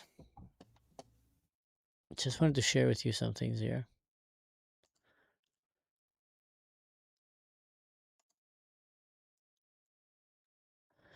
There's a saying that I started saying here in Germany. It's more about, like, I think your smartphone than just YouTube, I guess. But show me your algorithm and I'll tell you who you are. It used to be a saying like, show me who your friends are and I'll tell you who you are. But I changed it to show me the algorithm and I'll tell you who you are. Because algorithm today is just kind of figure out the things you like to look at and to like to see, and then it will just promote more and more for that. And often when I'm on a train here in Germany or tram and I see some, Muslim migrants kind of standing in the tram there and they're speaking Arabic to one another, I'll come and just stand next to them.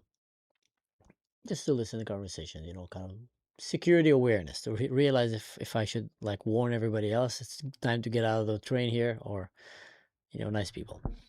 And sometimes they'll be just on their phone and I'll just look a little bit and then you'll see that he'll watch one video and then he will scroll up and the next video and the third, fourth will tell you a little bit about this guy.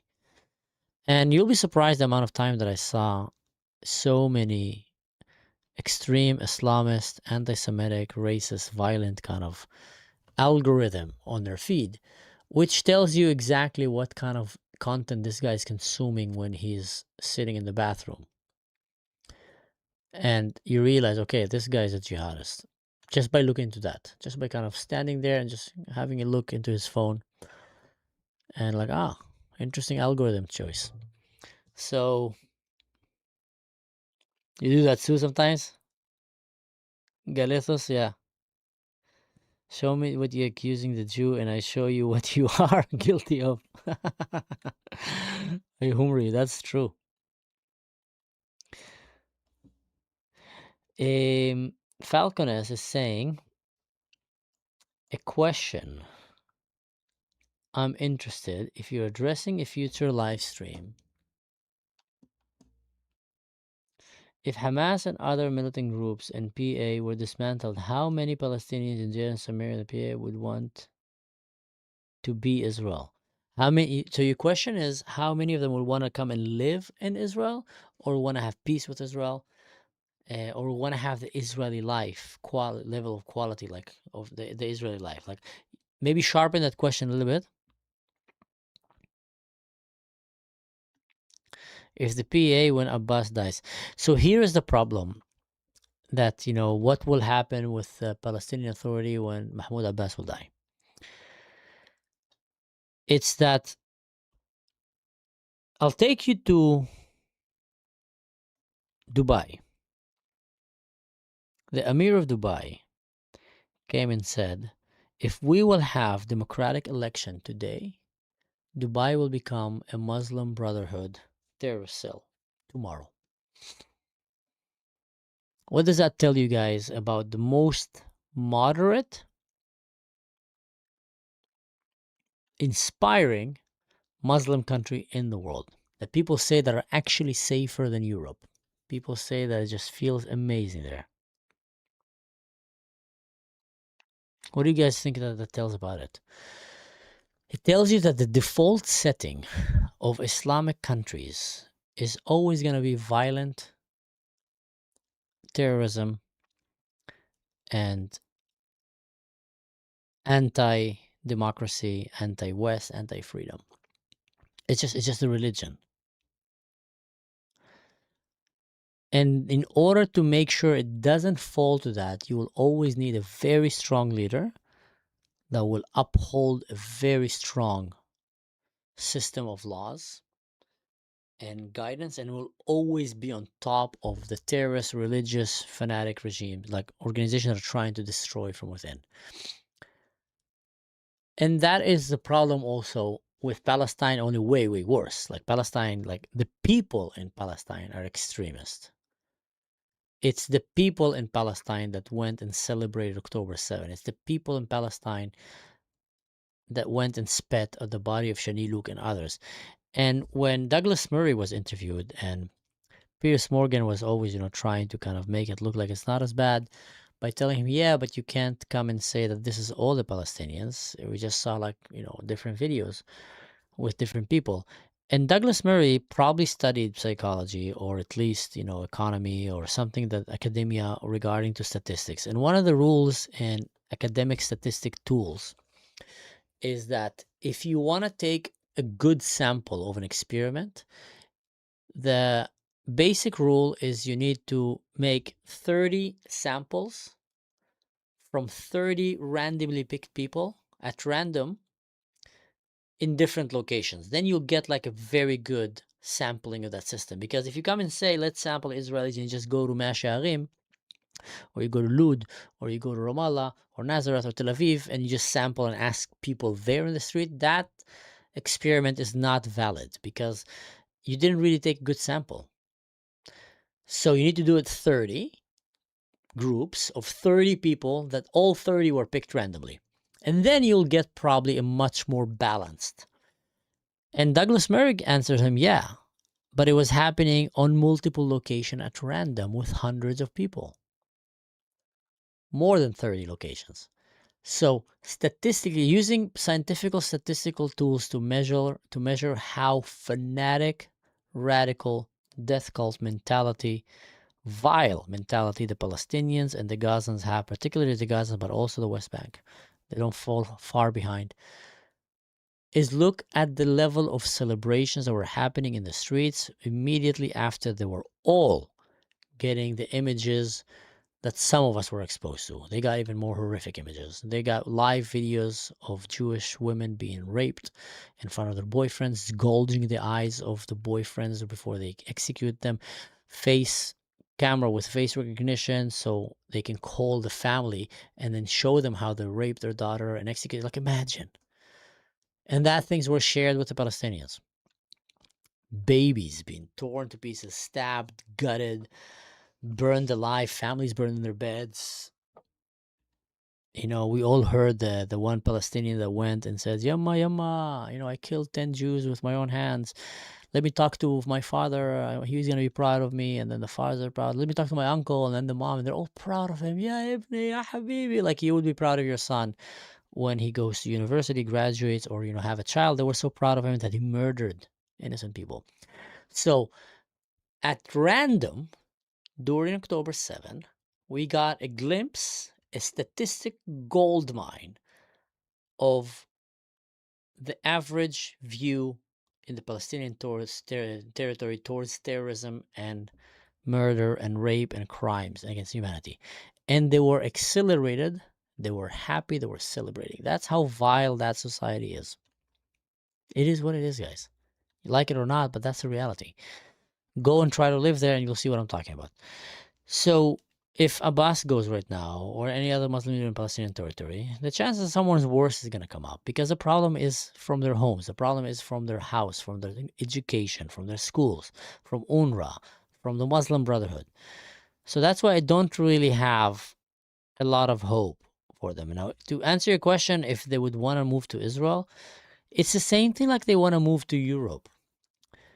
They want what you have because it looks better. But then once they have it, they want to destroy it. And they don't want you to have what you have. So they come to Europe asking for help. And then they start walking and saying that Christmas is offensive to Islam. Please stop having Christmas in the streets. Please stop having, crosses. Please stop having, statues of Mother Mary and all kind of stuff. It's just offensive to us. And then they'll say like, please let us enforce Sharia law, and then also please allow us to marry little women.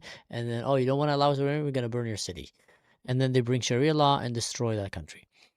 So it's the same thing that happening there. Many of them want to have the quality of life that Israel have, but they also don't understand that the problem is with them, that they're bringing the problem, that they're going to actually destroy that society. And yeah, so that's my answer for that. Jeez, how are the Palestinians and the Muslims Brotherhood ever going to fix themselves? They won't. This is part of my sometimes we need to pray without. Yeah, they won't. It's not as the Palestinians right now, right? Israelis could never accept it, but if there was a way to get them to renounce it and agree to be under surveillance and be deported if they don't. Here's the problem, is that I'm going to share with you a cool quote, guys. Cool quote. Cool quote. By the famous Harvey Dent. You guys know who's Harvey Dent? Let's see the first one who can know who's Harvey Dent. All right, I'm waiting. Who's going to be the first one who knows who's Harvey Dent? What do you guys think? Who is Harvey Dent?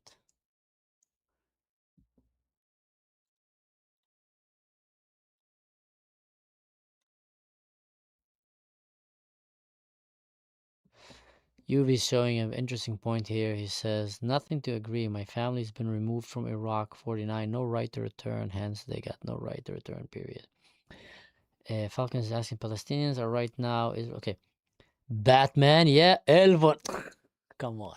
Come on. We brought the biggest nerd in the room to come and say, of course. Okay. Elvon Rook. Since you know who is Harvey Dent from Batman, what is the quote that I'm gonna share right now? What is gonna be the quote that I'm gonna share right now from Harvey Dent? Let's see who's the first one to find out the quote, guys.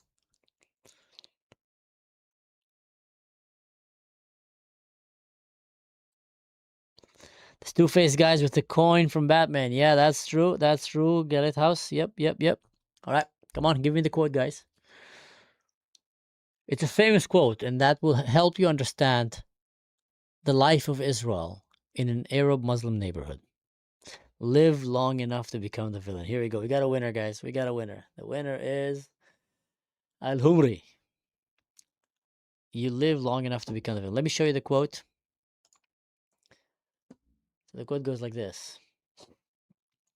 You either die a hero or you live long enough to see yourself become the villain. And that is the reality, ladies and gentlemen, here in the Middle East. And every time that Israel, if Israel right now is saving Lebanon. 100%.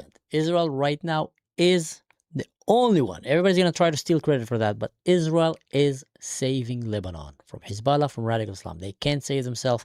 The Americans don't give a dime for it. They're not going to do anything about it. Europe doesn't care about it. They're very happy with the situation. Israel is the only one. Israel saved Syria from Assad. Israel is saving Palestinians from Hamas. Israel is the only one that's saving these guys from what is bad. Now, and it comes with a price. Now, if Israel will stay long enough in Lebanon, what's going to happen? There's going to be attacks, suicide bombings, there's going to be oppression, there's going to be terrorist organizations, etc., etc., etc. And then people are going to come and start complaining that Israel is occupying, Israel is evil, Israel is this. And Israel, in order to stay out of this, needs to detach from them. Because the longer you stay there, the longer we stay in Gaza with these Muslims and Palestinians, the longer they're going to tire you, wind you up, and just, you're going to end up becoming the villain in some ways. And it's very, very hard. It's very, very dangerous. It's not that you really become the villain, but it's going to end up dragging you and pulling you down. You need to detach from these things.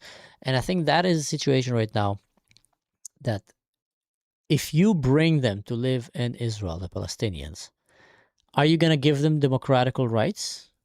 To answer your questions. So be with me here. Falcon. Are you going to give them equal rights? are they going to be able to vote? If you don't, then what are you in apartheid? They're living here, but they're citizens class B. What are you, racist? Because of the religion? You're not going to let them like have the equal right. They can't vote. They can't carry a weapon. They can't carry that. They can't like financially succeed more. They can't have more children than you because they're going to change the dynamic forever of this country. So what's going to happen? How are you going to deal with that without becoming the villain? They're going to force you to become the villain or succumb to their ideology. So then if you give them equal rights and the way to vote, they will vote you out. They bring more babies than you. They will vote you out and they will literally destroy Israel and make it another failing Muslim state that is supporting terrorists and like corrupt and stealing money from their own people. So that's why you can't really have them in as citizens. You can't really occupy them because they don't mind killing their kids. So they're gonna, like Golda Meir said it very smart. Golda Meir said something very smart. She said, we can forgive the Arabs for killing our children, but we can never forgive them for making us kill theirs. And Israel is a living example that Golda Meir was not just, saying, because Israelis have forgave Germany. Israel is in a great relation with Germany right now. Germans love Israelis, Israelis love Germans. And you don't see Jews going around and blowing buses in Germany and stabbing people in the street for what they did in the Holocaust. So Israelis have forgave Germans and moved on. The young ones that were born today, they're not Nazis. They don't carry the sins of their fathers, and they're not to be blamed. So Golda Meir said, we can forgive the Arabs one day for killing our children, but we will never forgive them for making us kill their children. And that just shows you the problem. The problem is that this ideology, the Palestinian Islamic ideology, is just a vile, evil ideology. And everyone who tells you otherwise is either lying to you or been lied to and just doesn't know it. What did Elvenrook says? I think the solution is earning your right to vote. For example, if you serve... Yes, I 100% agree with Elvenrook here. I 100% agree with what he said here. He's saying, I think the solution is earning your right to vote. For example, if you serve in the military, you get it, or you do civil service. 100%. Because democracy cannot sustain itself because they have a lot of weaknesses that are easily exploited. And you see that. Like, there is, let's take the Haredim in Israel, the ultra-religious Orthodox, that they don't want to serve in the army. They don't want to necessarily go and work. But they bring a lot of kids. So in 25 years from now, they will have way more kids, way more adults than people in Tel Aviv. They will have way more, way more. So what's going to happen then? They're going to vote everything out. Now, if you can't live in Israel without serving in the army, you can't. I'm talking like, if people won't serve in the army, you can't. Me and Elvin Rook and others, we did our time. We did our time in the army.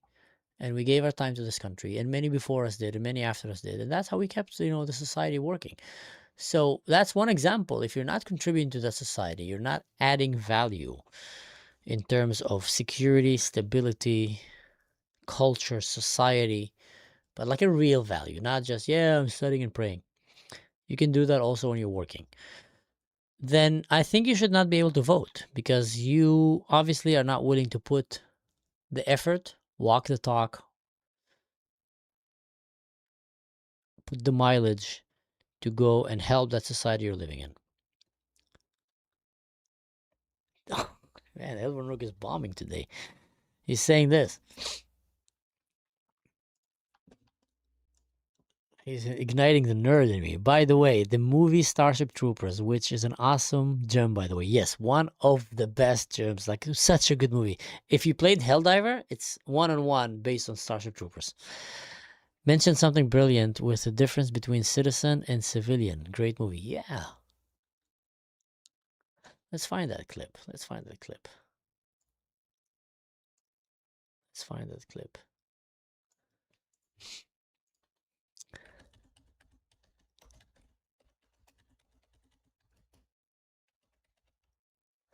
Here we go. Let's see what we get here.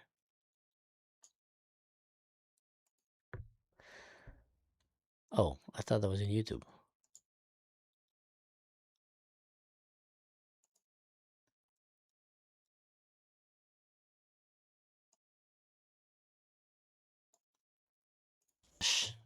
On that girl when they were watching that movie.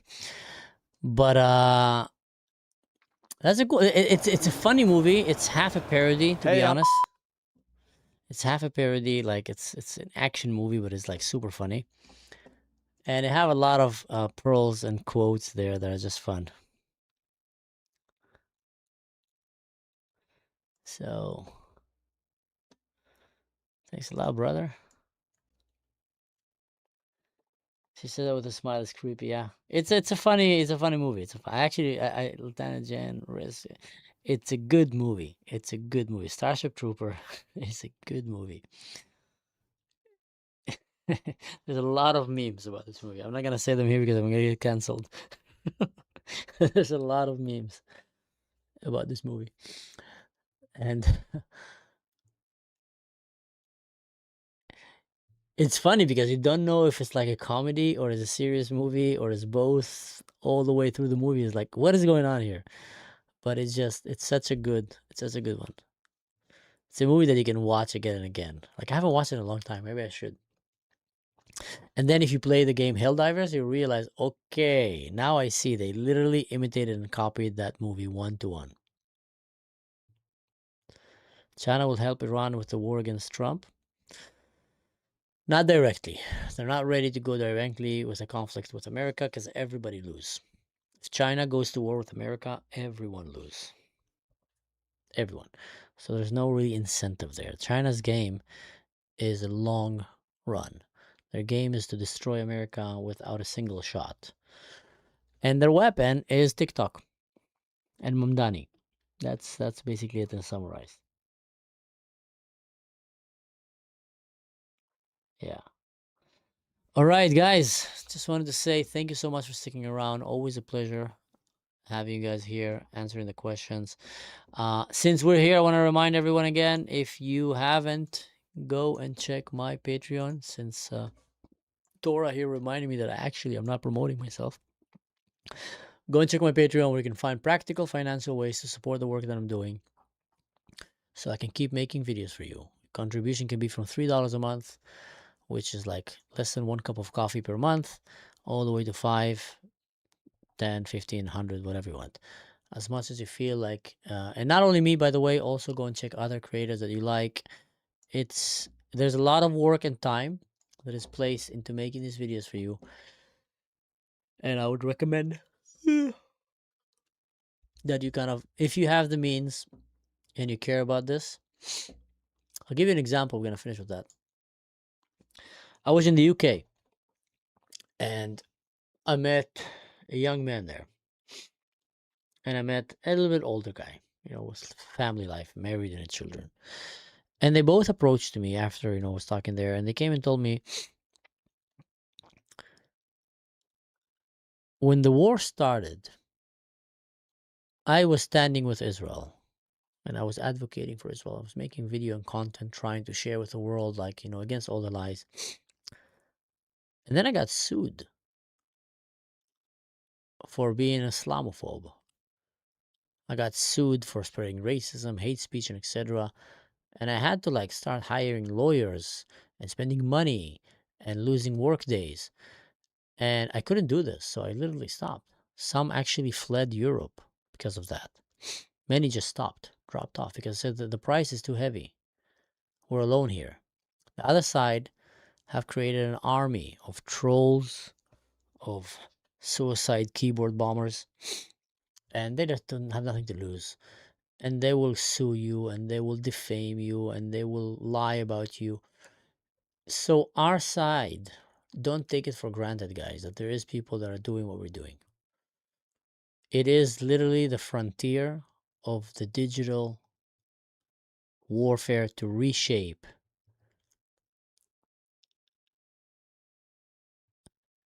the frontier of the values of the Christian, Judeo, Western civilization values that we're standing on. We're literally at the front line of one of the most devastating digital invasion that ever happened in the history of mankind, where people can all of a sudden just through this phone invade a nation and destroy it from within by erasing one generation. One generation, that's it. It takes one generation to destroy a nation. And I said that example before, and I'll say it again. If I wanted to go right now and to, let's say, Elver Nuk here, have kids, let's just imagine, and I don't like him because I think he's a very strong man and he opposed my ideology and he doesn't allow me to do what I want to do. If I'll go and try to do what I want to do next to him or to the people that I care about, he's going to confront me and stop me. So I know I can't physically confront him and stop him. But you know what I say? I'm going to destroy his house. So I'm going to go and brainwash his kids. Now, for me to do that back in the days, I would have to travel through land, find a boat, sail the seas, find a crew, get shipwrecked once or twice, attacked by pirates, survive that, reach all the way to America. Let's just say he lives in America. Go and navigate, travel, not be killed and shot by cowboys or Indians or I don't know what, and kidnapped and become a slave. Manage to come to his town, find him. Now I need to gain his trust, so probably work as a stable boy, just cleaning cow poop and horse shit for 7 years in his farm. And only after then, where I helped save someone in his family and did really great things, he learned to trust me, and then he will allow me to stay alone with his kid. And then I'll be able to brainwash his kid and maybe have him change the course of that family, of that nation. So that's how crazy it was to try to infiltrate and brainwash another nation back then. Now, it's this.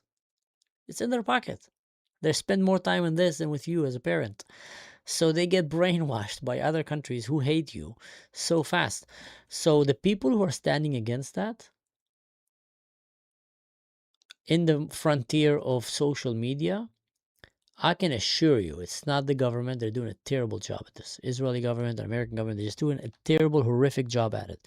And whenever you hear that they have a project that they want to $5 billion to support, I can tell you 99.9% they're going to spend it on the wrong thing, the wrong people, and just preaching to the choir. Like this is going to be, the money is going to be stolen and wasted by corrupt politicians, and it's going to be wasted on people that are just, building their own ego and actually not really trying to go and make a difference in the world.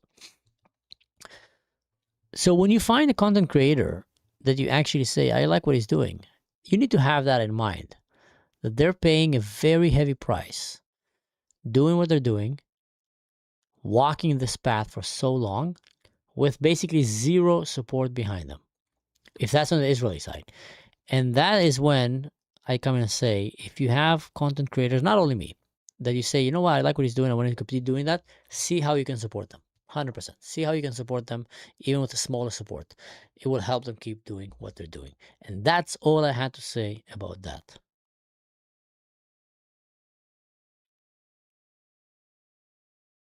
Hatikva 8 song says it all. That's a good song. Yeah. All right. Let's finish, guys. Thanks for sticking around. Thanks for watching, guys. God bless you all. Make good choices. Don't do